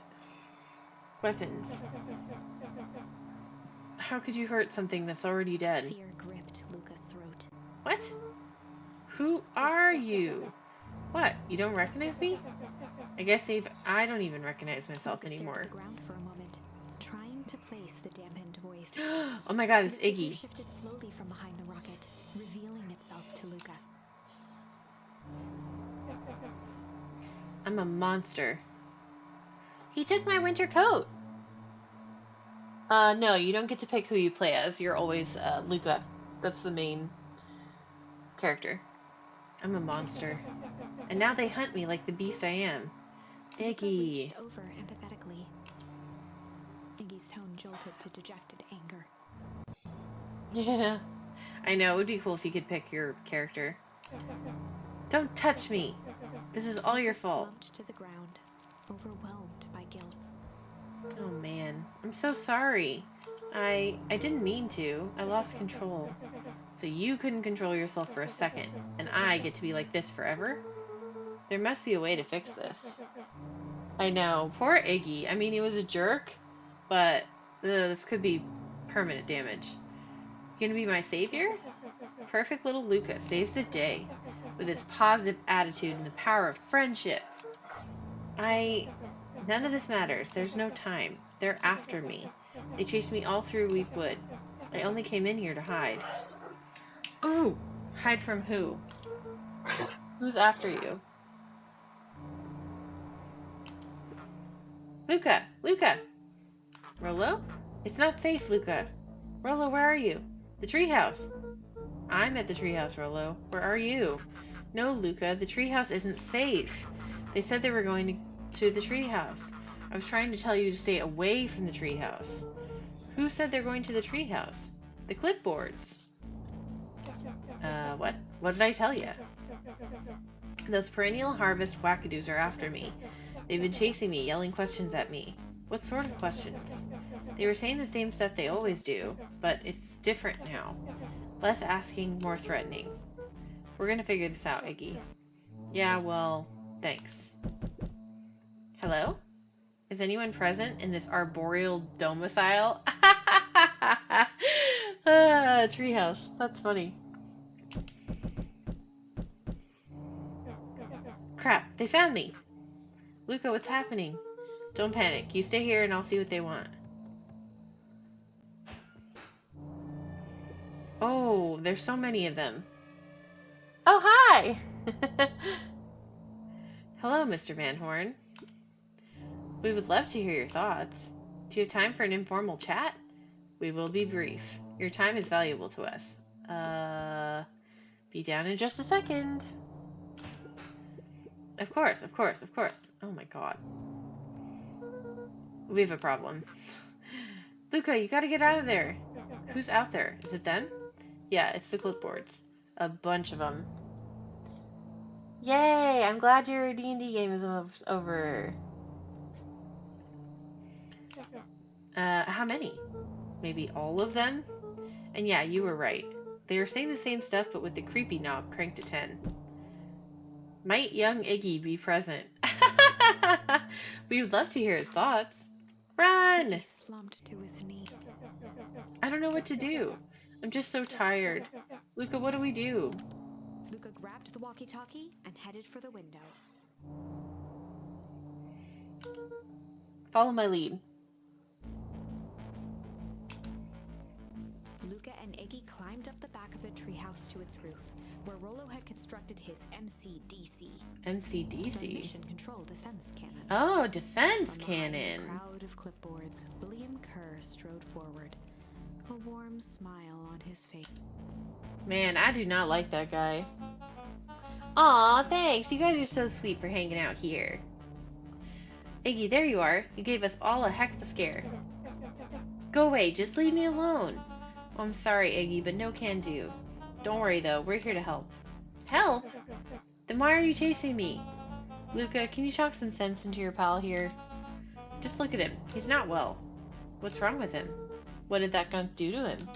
I know, Iggy's so grumpy. That's a pretty honkin' big question, Luca. All you need to know is that he's sick. He's real sick, Luca. I just need you to let us up there and take care of him. You told me Rollo was okay, that he was back at his place resting. He is. Poor fella just got a little lost. That's a lie. That's a harmful thing to say, Luca. I thought we were buddies. Why? Because he lets you ramble on like a wackadoo? Nobody likes you, you creep. Kerr's smile faltered. Yeah, you're a creep. Why don't you pop on down here so we can have a face-to-face? Yelling like this is gonna give us all a heck of a sore throat. And who wants Luca's that? grip tightened on the MCDC. What'd you do to Rollo, you liar? Well, shucks, Luca, the only teeny tiny fib I told you was that he was at home. He is resting, and he is perfectly safe. For now, at least. What happens to him next is up to you. Yeah, I can't blame him either.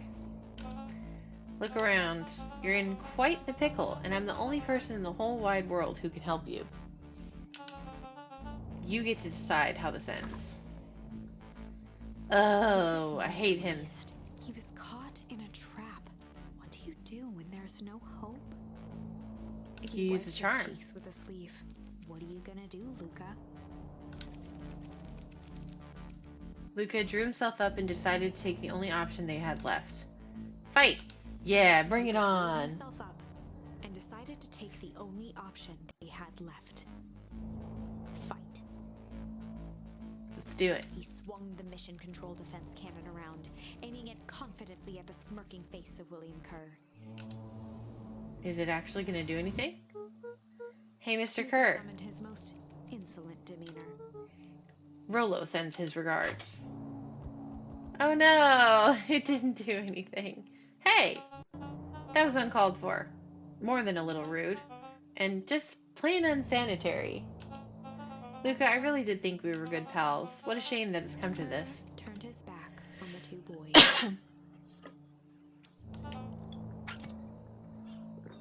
End this. With a nonchalant wave of the hand, he made his exit. As the clipboards began to slowly advance on the treehouse, Luca looked to Iggy with resignation in his eyes. The end. No! That escalated quickly. Maybe discretion was the better part of valor here. Let's put a pin in this for now. Well, where do I have to go back to? I could go there. I could go there.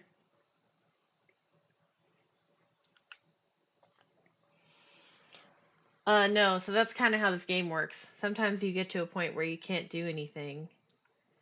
So we could go here, left, Warehouse of Horrors. I don't remember that.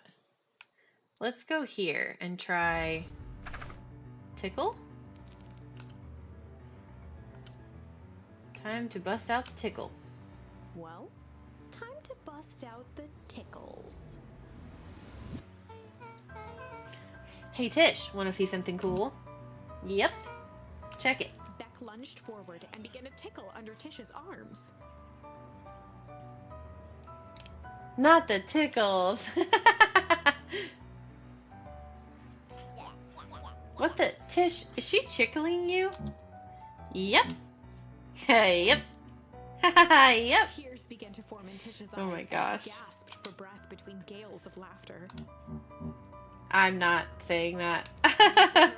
Beck redoubled. Tish finally had had enough. What just happened? She seems nice. Rude. Sorry for the interruption. I think you were just threatening us. Iggy's eyes darted around, a realization dawning on his face that he was now outnumbered. Haha. Breaking the immersion. Sorry.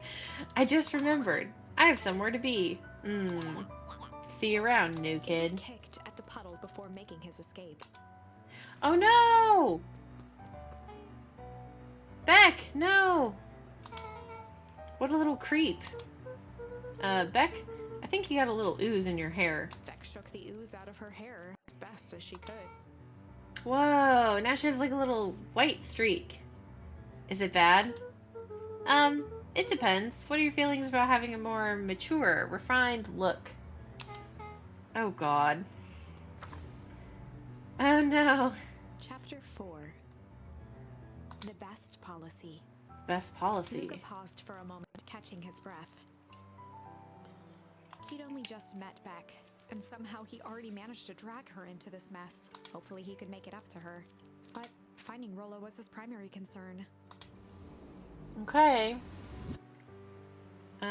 So where was I going? Oh. Luca, what the hell are you doing out here? And why did a kid with gray hair just run past us in a panic? Roxy and Fitz looked drained. It was clear they'd spent all day searching. That's Beck. I don't care who she is. What happened? We were just helping look for Rolo.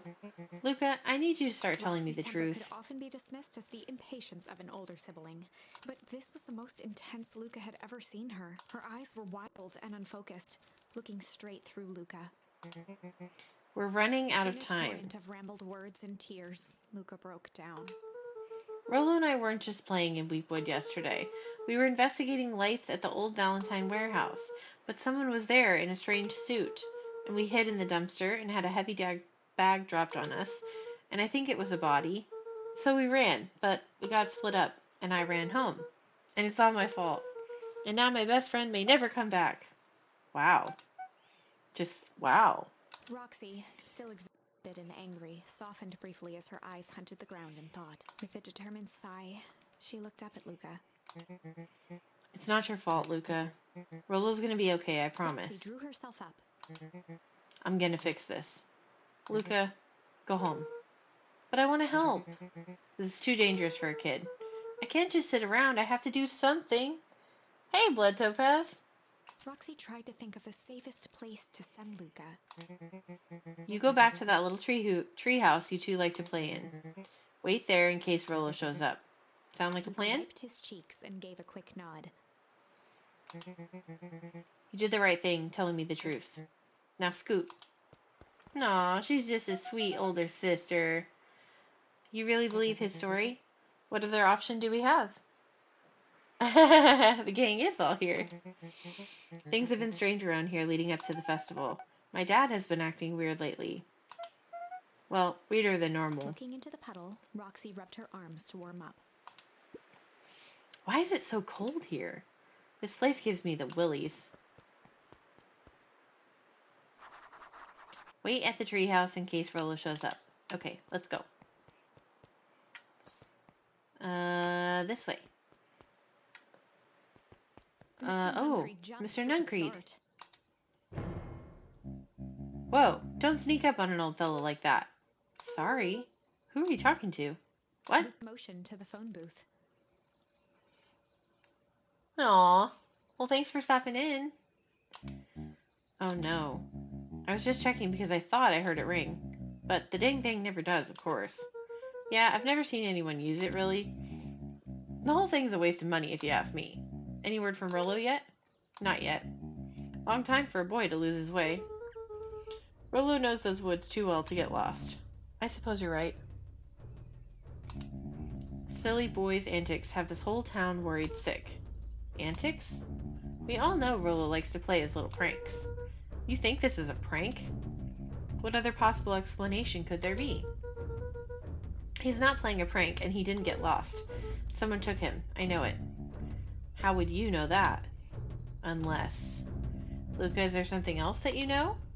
Mr. Nuncreed gently placed one of his substantial hands on Luca's shoulder. Dang it, boy, if there's something you know, something that could help your friend, you need to tell folks. Luca peered up at Mr. Nuncreed. Kind eyes warmed a stern face. Oh yeah, last night, or the other stream kept going until like 11. I could not stop playing that game. Let's see. Luca peered up at Mr. Nuncreed, kind eyes warmed. There was a deeper emotion hiding beneath it all. It was subtle, but Luca could sense something eating away at him. There was a shame. There was a shame lurking behind those Should eyes. we go to the next stream? No worries. It was 1 a.m. If Mr. Nuncreed was that worried about Rolo, maybe he could help. Yesterday, Rolo and I were messing around at the old Valentine warehouse. Mr. Nuncreed raised an eyebrow. Both of you? You were with Rolo when he went missing? Not exactly. I was hiding in the dumpster. See you later, Blood Topaz. Thanks for stopping by. The dumpster? What were you doing in there?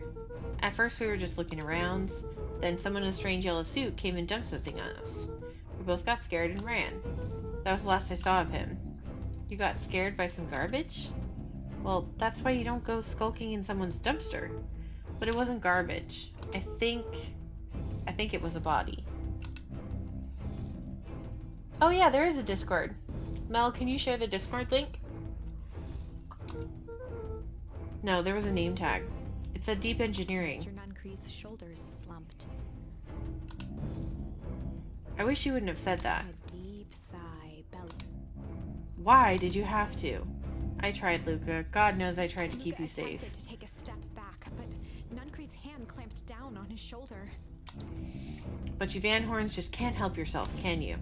We were all so close to being done with With a this. firm shove, Nuncreed manhandled Luca into the phone booth. What are you doing? It's out of my hands The door now. latched shut with a mechanical hit.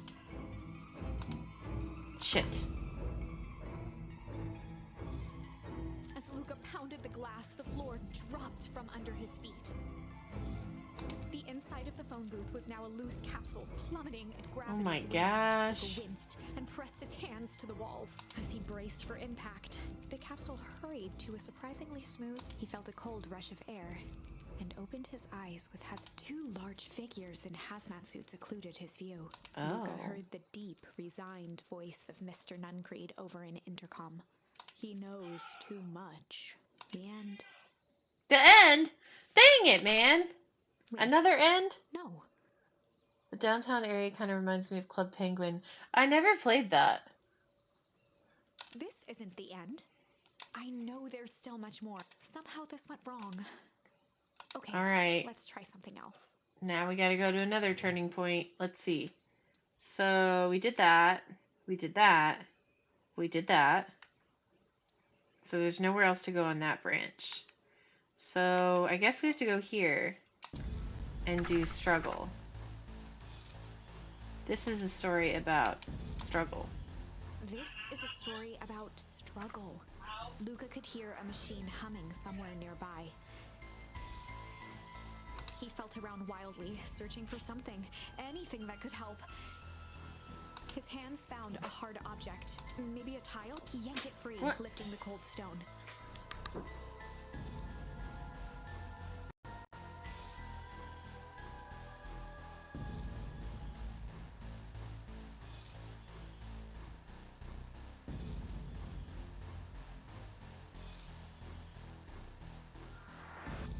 Okay, let's see. Let me go! Luca swung the tile as hard as he could at the shape that A still held fast tile? to his leg. He heard the crack of glass as the stone hit the assailant's mask. With a muffled yelp, the hand let go. Luca was free and Oh. scrambled to... He never looked back once. Yay, Luca. Chapter 3. Oh, we're all the way Everything's back fine. at chapter 3? Oh, The everything's next fine. morning, it was quieter than usual at the breakfast table. Hmm. Only the sound of silverware and chewing interrupted the awkward silence. Okay, we saw this already. I finished drawing a mess of jam last night. Uh-huh. That'll need to get delivered into town today. Okay. So what'd you and Rollo get up to yesterday? Rollo had things to do, so I just sort of poked around town. I set the jam down by the front door.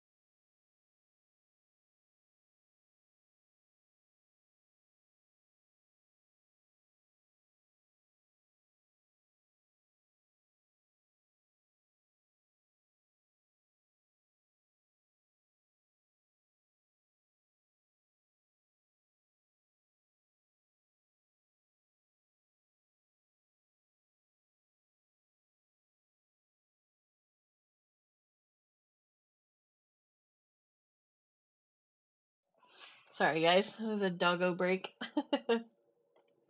Alright. Back in. Okay.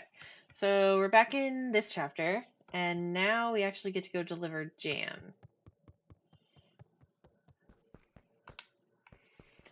So let's see. The jam is by the front door, she said, I think. Oh, she's gonna take another phone call.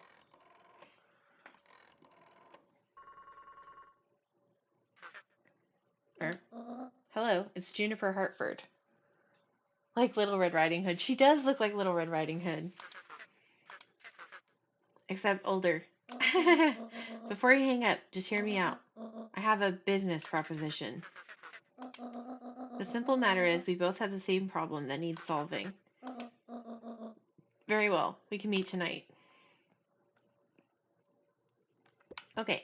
Take the jam. Oh my gosh. So... Oh, it's Rello! Okay.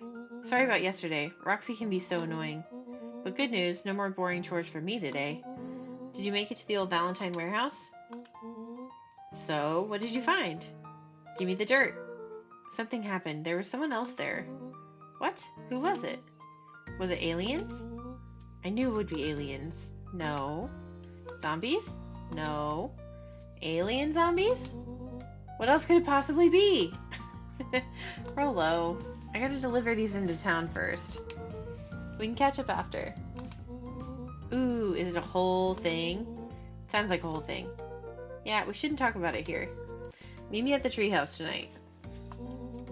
I'm not sure what this treehouse is that you speak of. Meet me at Mission Control. Roger that, Space Cadet. They're so adorable. Okay, so we have to go deliver this to the... someone. I don't remember who. Not that way. This way. Let's see. So... to Mr. Tolliver, Mrs. Fratelli, and Nuncreed. Okay. So Fratelli's the one who owns the diner. Tolliver, I think, is at the festival. I love Rello. I know, he's so funny. Okay, I think... Oh, hello. I don't want to talk to you guys. Let's go this way. Okay, I think Tolliver is this guy. Huddled at his counter, Hiram Tolliver was meticulously shining apples. More accurately, Hiram Tolliver was meticulously shining one apple. One apple. Hello? Eep! With a yelp, Mr. Tolliver fumbled the apple. Oh, sorry.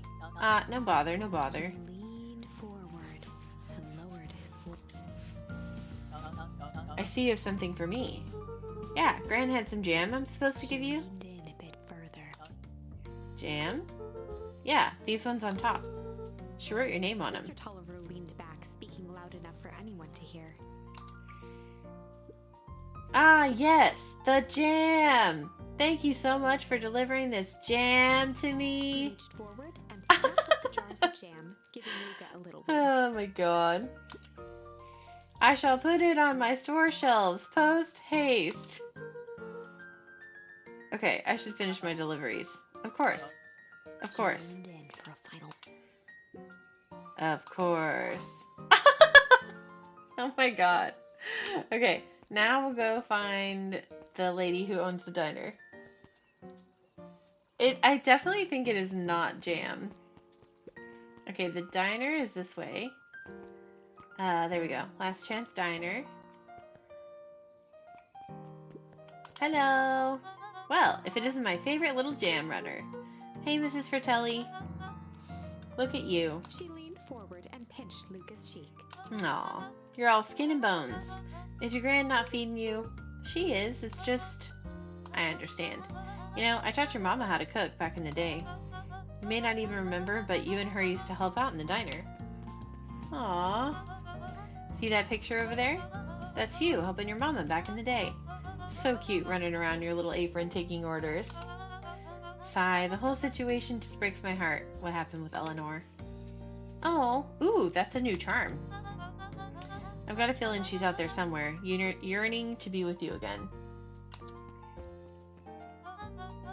Few things in this world can keep a mother from her Luca son. shifted the basket uncomfortably. Oh yes, let's see Mrs. here. Fratelli lifted the cloth and inspected the jam.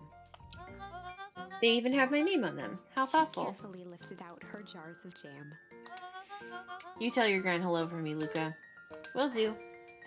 Alright, take the rest to Mr. Nuncreed. Luca squinted at the faded photo of him and his mom at the diner. Memories of that Aww. day came flooding back.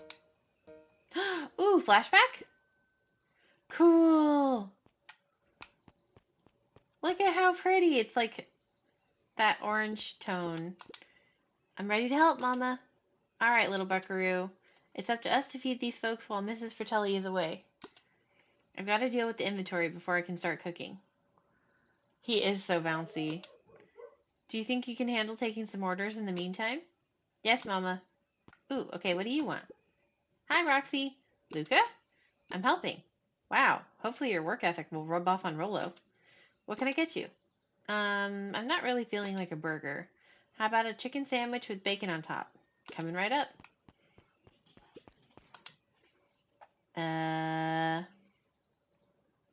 What? Chicken? With bacon. I actually have to make it. Here you go. I call it the Love Me Tenders. Nice. Okay, your turn. Aren't you a little young to be waiting tables? I'm just helping out.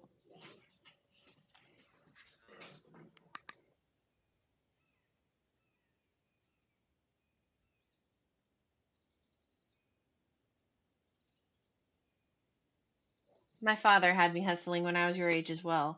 Father always says, children are to be sails, pulling a family ever forward. That doesn't sound very fun. There's plenty of time for fun. For instance, Father and I always make time to have lunch together once a month. Luca glanced at the empty seat across from Gus. Get out of there! Should I come back? Oh no, it turns out Father was too busy to have lunch today. I'll just go ahead and eat alone. Oh. The silver lining is, without him around, I can have my usual. A nice stack of cold cuts topped with a pile of sloppy chili. Gross. Which puppy was doing what? Bobby was trying to get into like a gift basket. Okay, he said cold cuts topped with chili. So cold cuts is this one. Chili must be this glob of whatever. Okay. Hey, go. Cold cuts with steaming hot chili. I call it the hot and cold. That's perfect. Thank you. Okay, who's this guy?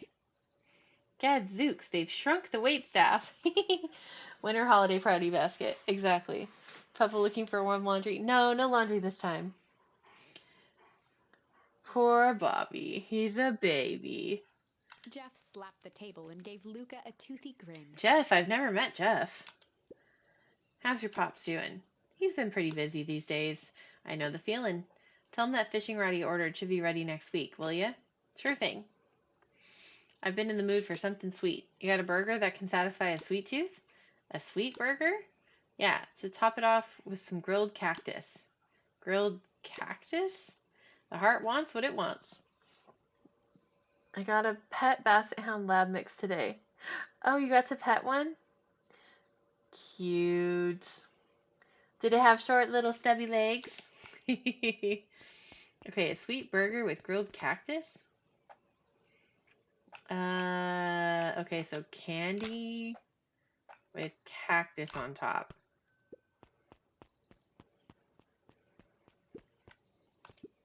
Here's your order. I call it the sweet and stabby.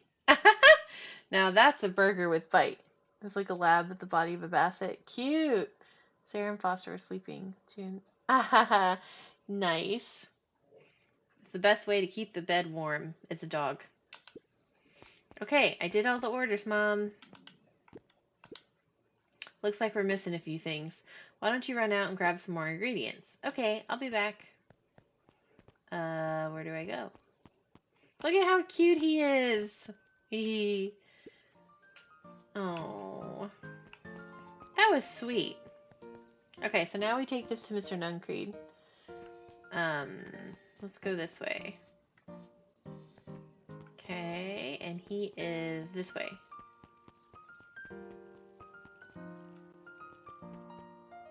Here he is. Here you go. Got some jam for you, Mr. Nuncreed. Luca, you seem chipper. Well, aside from being on delivery duty, it's a nice day. Mr. Nuncreed eyed Luca for a moment, then nodded in agreement. I suppose it is. So do you want your jam? Oh, right. Usually Juniper drops this off herself. I guess she's busy today. Anyway, this is my last delivery for the day. Oh, in that case, Snatched the basket from Luca. I'll hold on to the basket until the next time I see your gran. Okay. Ooh, Beck! Hey you! Anchovies or pineapple? What? Don't think. Just answer. Pineapple? Why? How old are you? 12? Perfect. Follow me. Who are you? Anyone ever tell you you ask too many questions? Just try to keep up, okay? Okay. What just happened? Well, Beck is cool. I like her. Oh, there she is. There's her mom. Her mom's. Hey, what a crazy coincidence. Here's my new friend I was just telling you about. Ahaha. Oh, that's wonderful. Yep, we just hit it off. Oh, really? Get this, his favorite pizza topping in the whole world is pineapple. Oh, and what's your new little Beck friend's name? locked eyes with Luca. The look on her face was equal parts expectant and desperate. Luca Van Horn. Nice to meet you. Exactly, we just follow her. I'm Nellie, and this is Ilona. We're Beck's parents. Beck gave Luca a quick nudge. Oh yeah, Beck told me all about you. Already feels like we've known each other for years. So, you both can stop obsessing about me making friends. Oh, darling, we never doubted you. It's just that for children with fewer than 5 close friends, the probability of stunted development doubles. Well, 1 down, 4 to go, I guess. What Nellie means is that we just want this move to be as easy on you as possible. I know, right? What a way to make friends. You can relax. A friend has been friended. This calls for a celebration. Luca, you must join us for dinner tonight. Dinner? Wow, another coincidence. Excuse me. I actually already asked him, and he said he would love to. It's just wonderful. In that case, we should pick up some groceries. You two don't get into too much trouble now. Wow, I can't believe that worked. Thanks a ton. You're welcome? I owe you one. My moms are great and all, but they can be a bit much sometimes. Our house is the little cottage, blah blah blah, next to that big mansion place. Wait, you live on the Valentine estate? Yeah, that's the spot. Meet me by their big creepy gate. Don't be late, or I'm back to square one on this whole friend grift. Luca like.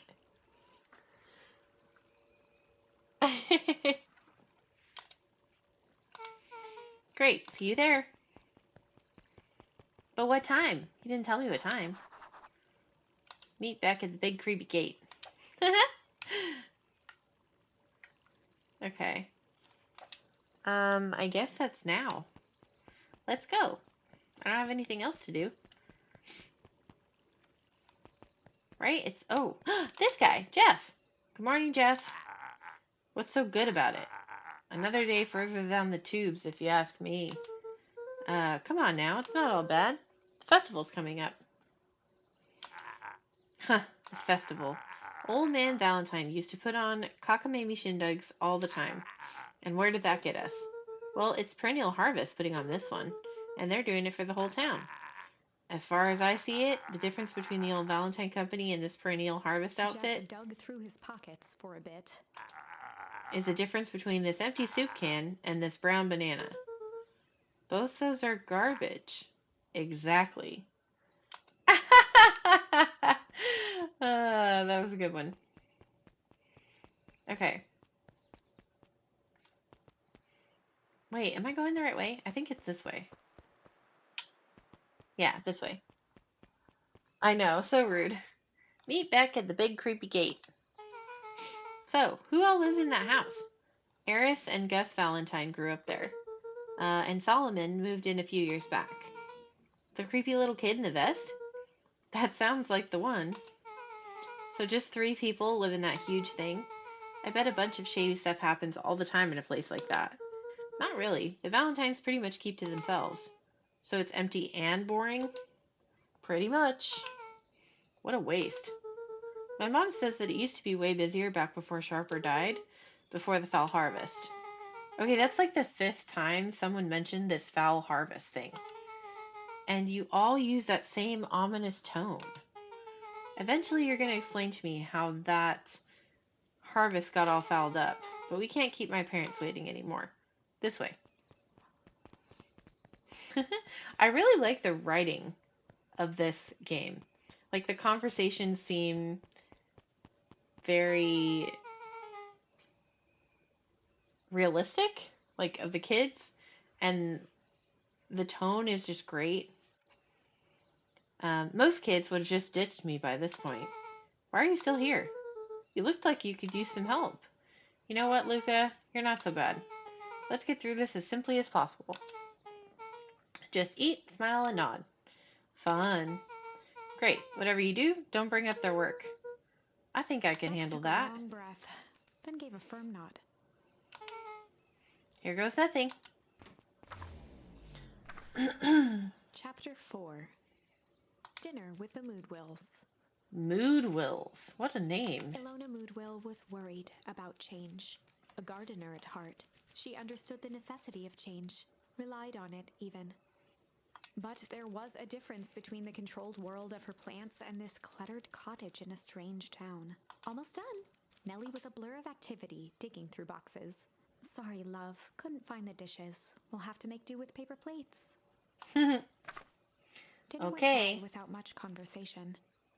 As she watched Beck and Luca finish up their pizza, Ilona let herself relax into the chair. The things she cared about were still here. Nellie finally had the job of her dreams. Beck was beginning to take root. Ilona's task was simply to tend. She could do that. So, Luca, tell us a bit about yourself. Where do you live? Oh, I live with my grandma, over on the other side of the river. Your grandma? Where are your parents at? Beck, manners. It's all right. My dad passed away in an accident at the fertilizer plant 6 years back. Oh dear. My mom's been missing for a few months now. Like missing? Luca's eyes were fixed to his plate, pushing a chunk of pineapple around with his finger. Nellie was the one who eventually broke the silence. Luca, how did you like the pizza? Oh, it was good. Very good. Normally we'd have put more effort Ilona into dinner. nervously gestured toward the boxes. We aren't fully settled in, and Beck had mentioned that it's your favorite. I'm sorry, are we just skipping the part where he said his mom was missing? Beck! I'm sorry, Luca, this move has us all a little tired. Luca wiped his face with his sleeve. No, it's fine. So Beck said that you moved here for Beck work. gave Luca a swift kick under the table. Ha ha ha ha. Ow! I mean, what brought you to Beacon Pines? Oh, you were right the first time. We're here for work. Nellie won't tell you this, but she's a brilliant chemist. I don't know about brilliant, but I do love it. She's brilliant. Perennial Harvest just made her their newest lead researcher of deep engineering. She makes it sound more impressive than it is. I'm just happy that I get to make a difference in the world. Perennial Harvest is at the forefront of evolving agriculture into something more useful than sprinkling water and excrement on the ground. Luca glanced over to Beck. She seemed to be holding her breath. What Nellie means, Luca, is that there are different ways to grow plants. Yes, some people talk to their plants and hope for the best, and some people happily leave their job to allow a loved one to pursue their dream. You swore you Slammed didn't. her fist into the table, perhaps harder than she intended. Hey, Luca, how about some dessert?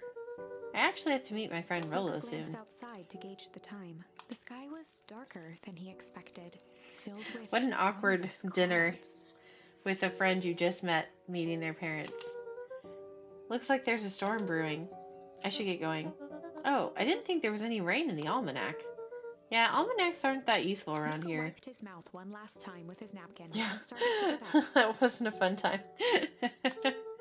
Thank you all for the pizza. It really was good. See you at the festival, Beck.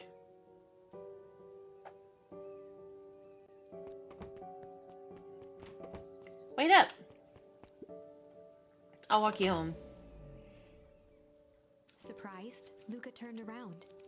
He knew Rolo could be prickly around new people. But Beck seemed cool. Rolla would warm up to her eventually, probably. Oh. Luca began to respond, but the sky answered for him as the clouds above began to rumble with ominous thunder.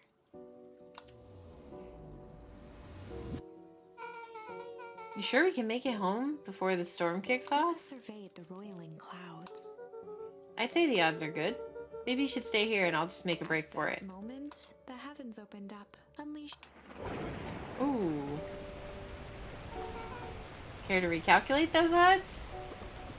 Hurry inside, you two, before you catch cold. Well, we didn't make it very far. Luca, Nellie will keep trying to reach your gran on the phone. In the meantime, you two hold tight. Well, they're so nice. Sorry, not much to do up here. Most of my stuff is still in the boxes. Mind if I poke around? Be my guest. Ooh, yay, we get to go through her stuff. Luca squinted into the eye hole of the microscope. Microscope. This looks wild. What is it? Gum? Gum? Luca adjusted the slide with his fingers to get a better look. I'm tracking the structural integrity of gum without increasing amounts of chewing. Chewed that one for 47 Luca wiped his days. hand off on his finger and gave Ew. a nervous laugh. It's weird, I Beck know. looked down, timidly tapping the ladder with her feet. You think it's weird, don't you? A little. But weird can be cool. Radio? Oh wow. Rolla and I have a radio just like this at the treehouse. Probably not exactly like this one. My mom and I tore the whole thing down to the bolts. Fitted it with some state-of-the-art vacuum tubes. She seems pretty awesome. She gets carried away sometimes. I think she feels guilty for working too much. So when she does have time for me, she showers me with high-tech Luca overcompensation. flicked at one of the toggles. I bet you can get all sorts of stations on this. Not out here in the boonies. You wouldn't believe the stuff I could pick up back in the city. But around here it's all farm reports and static. Oh, shucks. Okay, what about these flowers? Luca bent down to examine the bouquet of wilting flowers. Judging by the odor, they were well past their prime.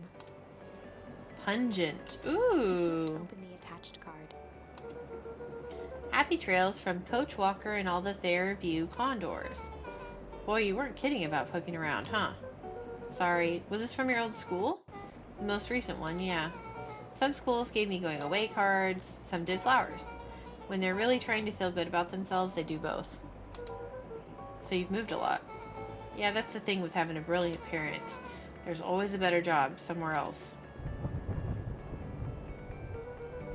These flowers would last longer if you put them in some water. That's the sort of thing I would do if I cared. Well, you cared enough to keep them is all. Luca, can I ask you something? Of course.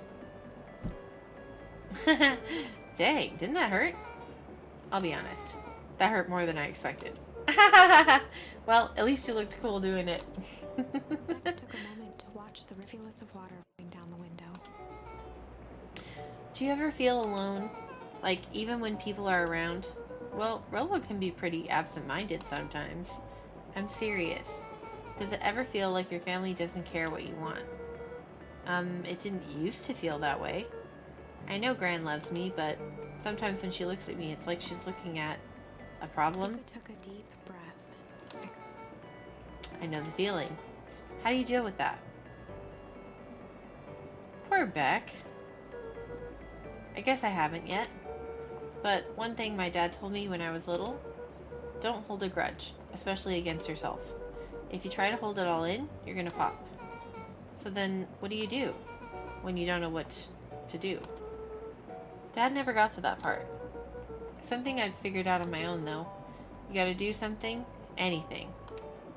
Here. What are you doing? I don't know. Something. We're gonna register our complaints with the storm. Listen here, you miserable universe. Stop jerking me around. I just want things to go back to the way they were. Everyone tells me it's gonna be alright, but things are gonna change. Let out a feral scream that Every time something changes, everything gets worse. Screw this town. Whoa. Let me try. Moving sucks. I hate it. I hate that I hate it. Why can't I just deal with it and be happy for my mom? Why can't we just stay somewhere? Ah! Voice dropped to a trembling whisper. I just want to be a normal kid. Beck brushed off her shirt and straightened up. There. Wow, I actually feel a little better. As it began, the story. Thanks, I needed that. Aw, me too. I should head out before the rain starts up again. Sure, I'll walk you out. Poor kids. I felt that. I hated moving around so much. Yeah, we did a bit when we were younger. See you and Rolo at the festival? Sounds good. Luca, don't let the universe jerk Beck you gave around. Luca a light thump on the arm. Chapter 5. Friendly Feud. The air was heavy with the hard rain's residue, the smell of wet things. Despite his dreary surroundings, Luca felt at peace. He'd never shared those details about his dad with anyone, Aww. not even Rolo. Oh. It's not like this changed anything. Rolo was still his best friend. Adding Beck to the group would help balance things out. Everything's better in threes. This is what Luca told himself as he headed to the treehouse. Aw, well that's cool that him and Beck bonded over that. Okay, let's go talk to Rolo. Hey, it's Dawn. What are you doing here? Hey Dawn, tracking down a lead? You bet. I heard a juicy new rumor. Turns out when Sharper Valentine died, he left behind a peculiar last will and testament. Peculiar how? He didn't just give his kids an inheritance, there were conditions. Like what? The document stipulated that Eris had to take on a child as her ward. A kid our age, who just showed up to town one night with a lawyer. Solomon? Bingo. So Eris was forced to take care of him. Yep, or she would have lost everything. Why would Sharper care so much about a random kid? Rumor has it old Sharper sowed some wild oats. That explains the way Eris treats him. Poor Solomon. How did you find all this out? A good reporter never reveals her source, Lika. Huh, interesting. Okay, so let's go treehouse. Not that way. This way. This way?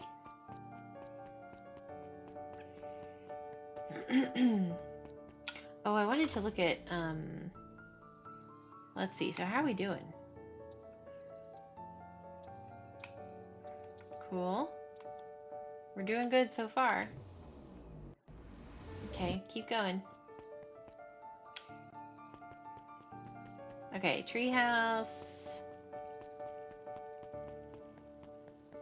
That lady just sits there reading books. Uh-oh. Excuse me, what are you doing? Just locking up for the night, sir? Oh, wonderful. I can only assume this means all festival preparations have been completed ahead of schedule. Not exactly, sir. The storm set us back a bit, and it's getting late, so we all decided to... You all decided? Yes, sir. I was unaware that your job involved deciding things. We are all here at Perennial Harvest because we believe in creating a better future, yes? Yes, sir. Very much, sir. Do you want to be the one to tell this town that we failed them? No. That we gave up because there was a little rainstorm and we all got sleepy? Of course not, sir. Good. Then it's decided. Yes, sir. We'll work till the task is done. See that you do. Our harvest awaits. Okay.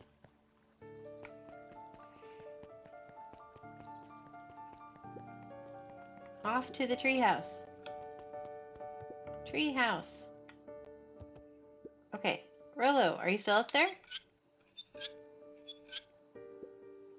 I'm sorry, Rolo isn't accepting visitors at the moment. Come back Luca never. had only ever heard him speak in this stiff yet gentle tone a few times, and it always meant one thing. You're upset. Oh, what makes you say that? Maybe because my best friend abandoned me for no reason? I didn't abandon you. I'm just a little Rolo late. scoffed. The rain held me up. Liar. You weren't even home. What? The storm got bad, and I got worried, so I went looking for you. Imagine my surprise when I made it to your house, and you weren't there. I hadn't made it back yet. I'm not a fool, Luca. It doesn't take all day to deliver some jam. No, the storm rolled in out of nowhere. I got stuck after dinner at Luca Beck's. stumbled on his words, knowing he'd said too much. Beck? Dinner? What the heck is a Beck? She's a new kid in town. She's actually kind of cool. You'd like her. She needed help convincing her parents that she'd made new friends. New friends? I spent all day waiting for you, and you were off making new friends? It's not like that, Rolo.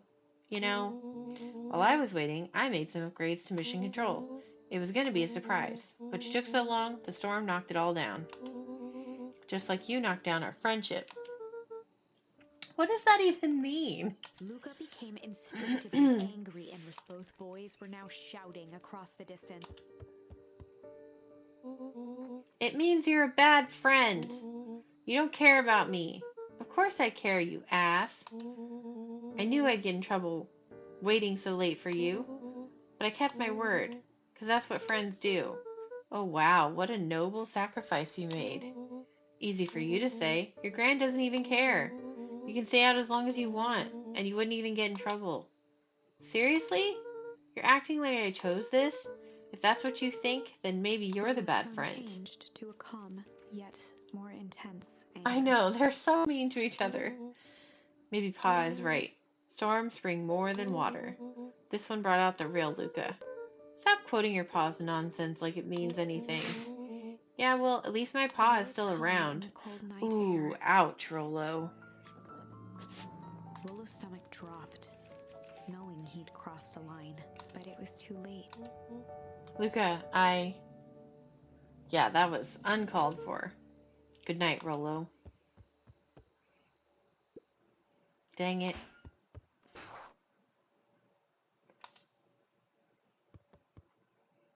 Time for bed.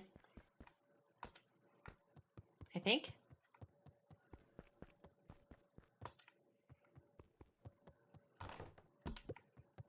Ooh, what's in here? Luca dug through his old stuff, not even sure what he was looking for. Soccer ball! What a jerk. Call me a bad friend. Look at me and my amazing family.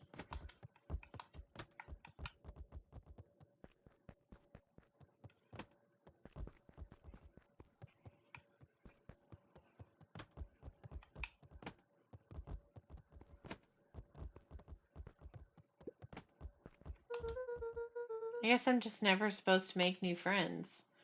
Oh, that's sad. Luca? Gran cooed gently from the hallway.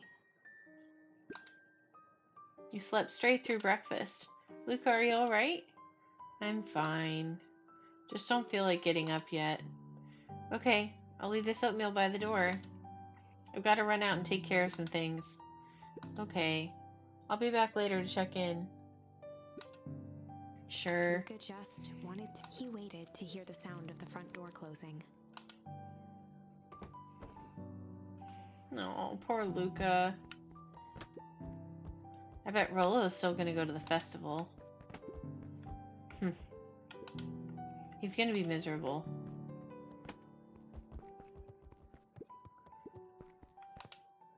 Luca dozed off again. Oh, I went back to bed. I didn't know I could do that. Luca, I see you didn't eat your oatmeal. Wasn't hungry. Well, just in case you get hungry, I'll leave a sandwich here too. Thanks. Rolo came by. What did he say? He wanted to talk to you. What did you say? I told him you weren't feeling well. Good. So your plan is to just sit in your room all day? Pretty much. Well, I need to pop away again for a minute.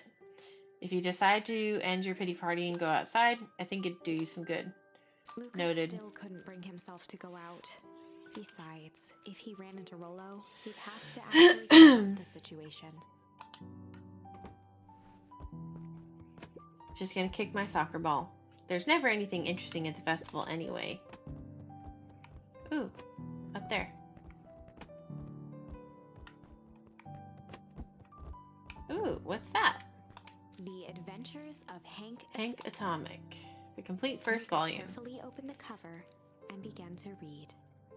Rollo had received it for his birthday, a special hardcover edition with behind-the-scenes commentary and bonus art. Rollo cherished it, but asked that Luca keep it at his house. Aw, that's so nice. Luca wasn't sure if it was because Rollo didn't trust himself with it, didn't trust his sister around it, or just wanted an excuse to come hang out at Luca's more often. Whatever the reason, Luca didn't mind. But it had stayed right there where Rollo had stashed it ever since. Now, at the foot of his bed, Luca lost himself in the pages. He'd read it all before, but at this moment, it somehow felt sentimental. He was well into issue number 5 Aww. when he heard soft footsteps from... Luca? Another little friend came to see you. A girl named Beck Modewell. She said you met yesterday? What'd she say? Is she here? She was just dropping by. I told her you weren't taking visitors. Oh, she seems nice. Yeah. You had a fight with Rollo, didn't you? Can I come in? Maybe later. Alright then. I'll leave dinner on the kitchen table, in case you want to bite before bedtime. Without realizing it, Luca had pouted away the entire afternoon. He once again felt the weight of it all, and allowed his weary eyes to close. Luca Dang, stood in kid. a vast Just slept through the black whole day. expanse. He looked up at his father standing beside him. Walt was working a straw at the bottom of a fountain glass, trying to collect the last bits of milkshake. Dad? We're taking a final loud gurgling sip. His father peered up from the glass. He jangled the straw playfully with a warm smile, then lifted the empty glass as if to point into the darkness. The source.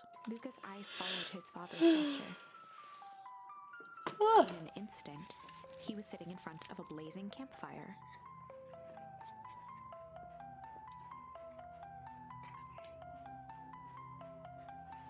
Across from him sat a large figure in a yellow hazmat suit. oh. His voice was a scratchy echo. Well, if it isn't the man of the... Make yourself... Luca held his shivering hands over the flame to warm himself. It doesn't work that way. Their yellow-gloved hand pointed to the base of the flame. It's a cold flame. See, Luca peered at the base of the fire. It wasn't wood that was burning. Tiny buildings. What another freezing and nightmare. crumbling as they were consumed. Luca could see small shadows moving in the burning city. People. Luca leapt to his feet. We've got to help them. The figure gave a dismissive wave of their hand. Why waste energy helping people who can't even help themselves? The figure bent down to examine the panicked crowd as they desperately tried to stop the flames. They only care about what's right in front of them, not Jeez. like that. Luca's voice was a trembling whisper. Us? The figure slowly stood up, grabbing its helmet with both hands with a jolt and a twist. The suit, a cloud of torpid mist escaped, slowly revealing the face within. Dude. Luca's own face looked back at him. Oh. One. Stop! different. Come here. The sensation was oddly as if he'd caught his own reflection by surprise in the mirror. Stop. The doppelganger smiled. I tried to help once. He gestured towards his face, and all it got me was that Luca staggered back. You? Luca felt a hand catch his shoulder. His father was there again, beside him. Every choice set. This is the end of one of your paths. Luca watched his older self shake its head ruefully, its face twisting. What? Dad? If you wanted him to see this, far be it from me to disappoint. Dang, he has Luca some watched terrible in shock nightmares. as the figure took a confident step forward and plunged in a flash of cold light. What does all... Luca felt a reassuring squeeze on his shoulder. Just remember, why we choose matters just as much as what. Luca woke up to see a hazy figure at the foot of... Mom? No, dear. It's only Gran. Luca rubbed his... The kind, concerned face of his gran came into focus. How are you feeling? Fine. Anything you want to talk about? I don't feel like talking.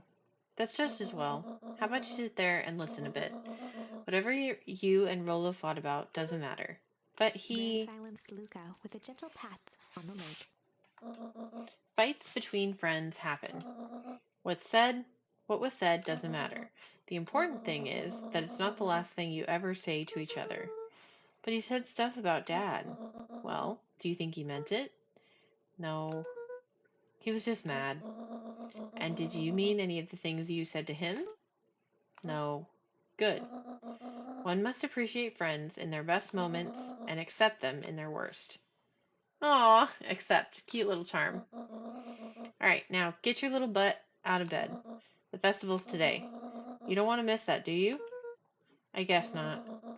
Seems like a good opportunity to make amends with Rolo, doesn't it? Luca gave a reluctant nod. So, buy him a corn dog and apologize. But he's the one that... What did I just say? Buy him a corn dog. That's a good boy. Everything's better with corn dogs. I need to get going now. Got some last minute festival business to take care of. I'll come find you at the fountain a little after lunch. All right. I love you, Luca. Love you too. Luca took a deep breath. Okay. All right. Chapter 6. Ooh, perfect. This is actually a good place to stop. I am really enjoying this game. It is so cute, and the story is awesome.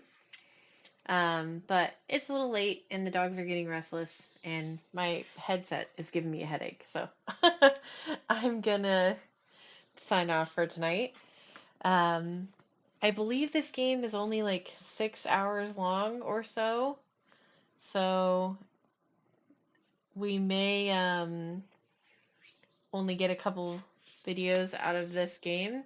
So I don't want to go too long and do almost all of it and then only have like a very short amount in the second portion. So trying to pace it nicely. But yeah, I hope you guys are enjoying this. Like I said, it's super cute and I'm loving it. So we'll finish it and then I'm not sure what is going to be the next game that I play. I've got quite a few on my list that are next. So, but thanks so much for being here and watching, and I'd appreciate a follow. But if you missed the stream, everything's up on my YouTube channel as well. So, thanks so much. See you guys next time.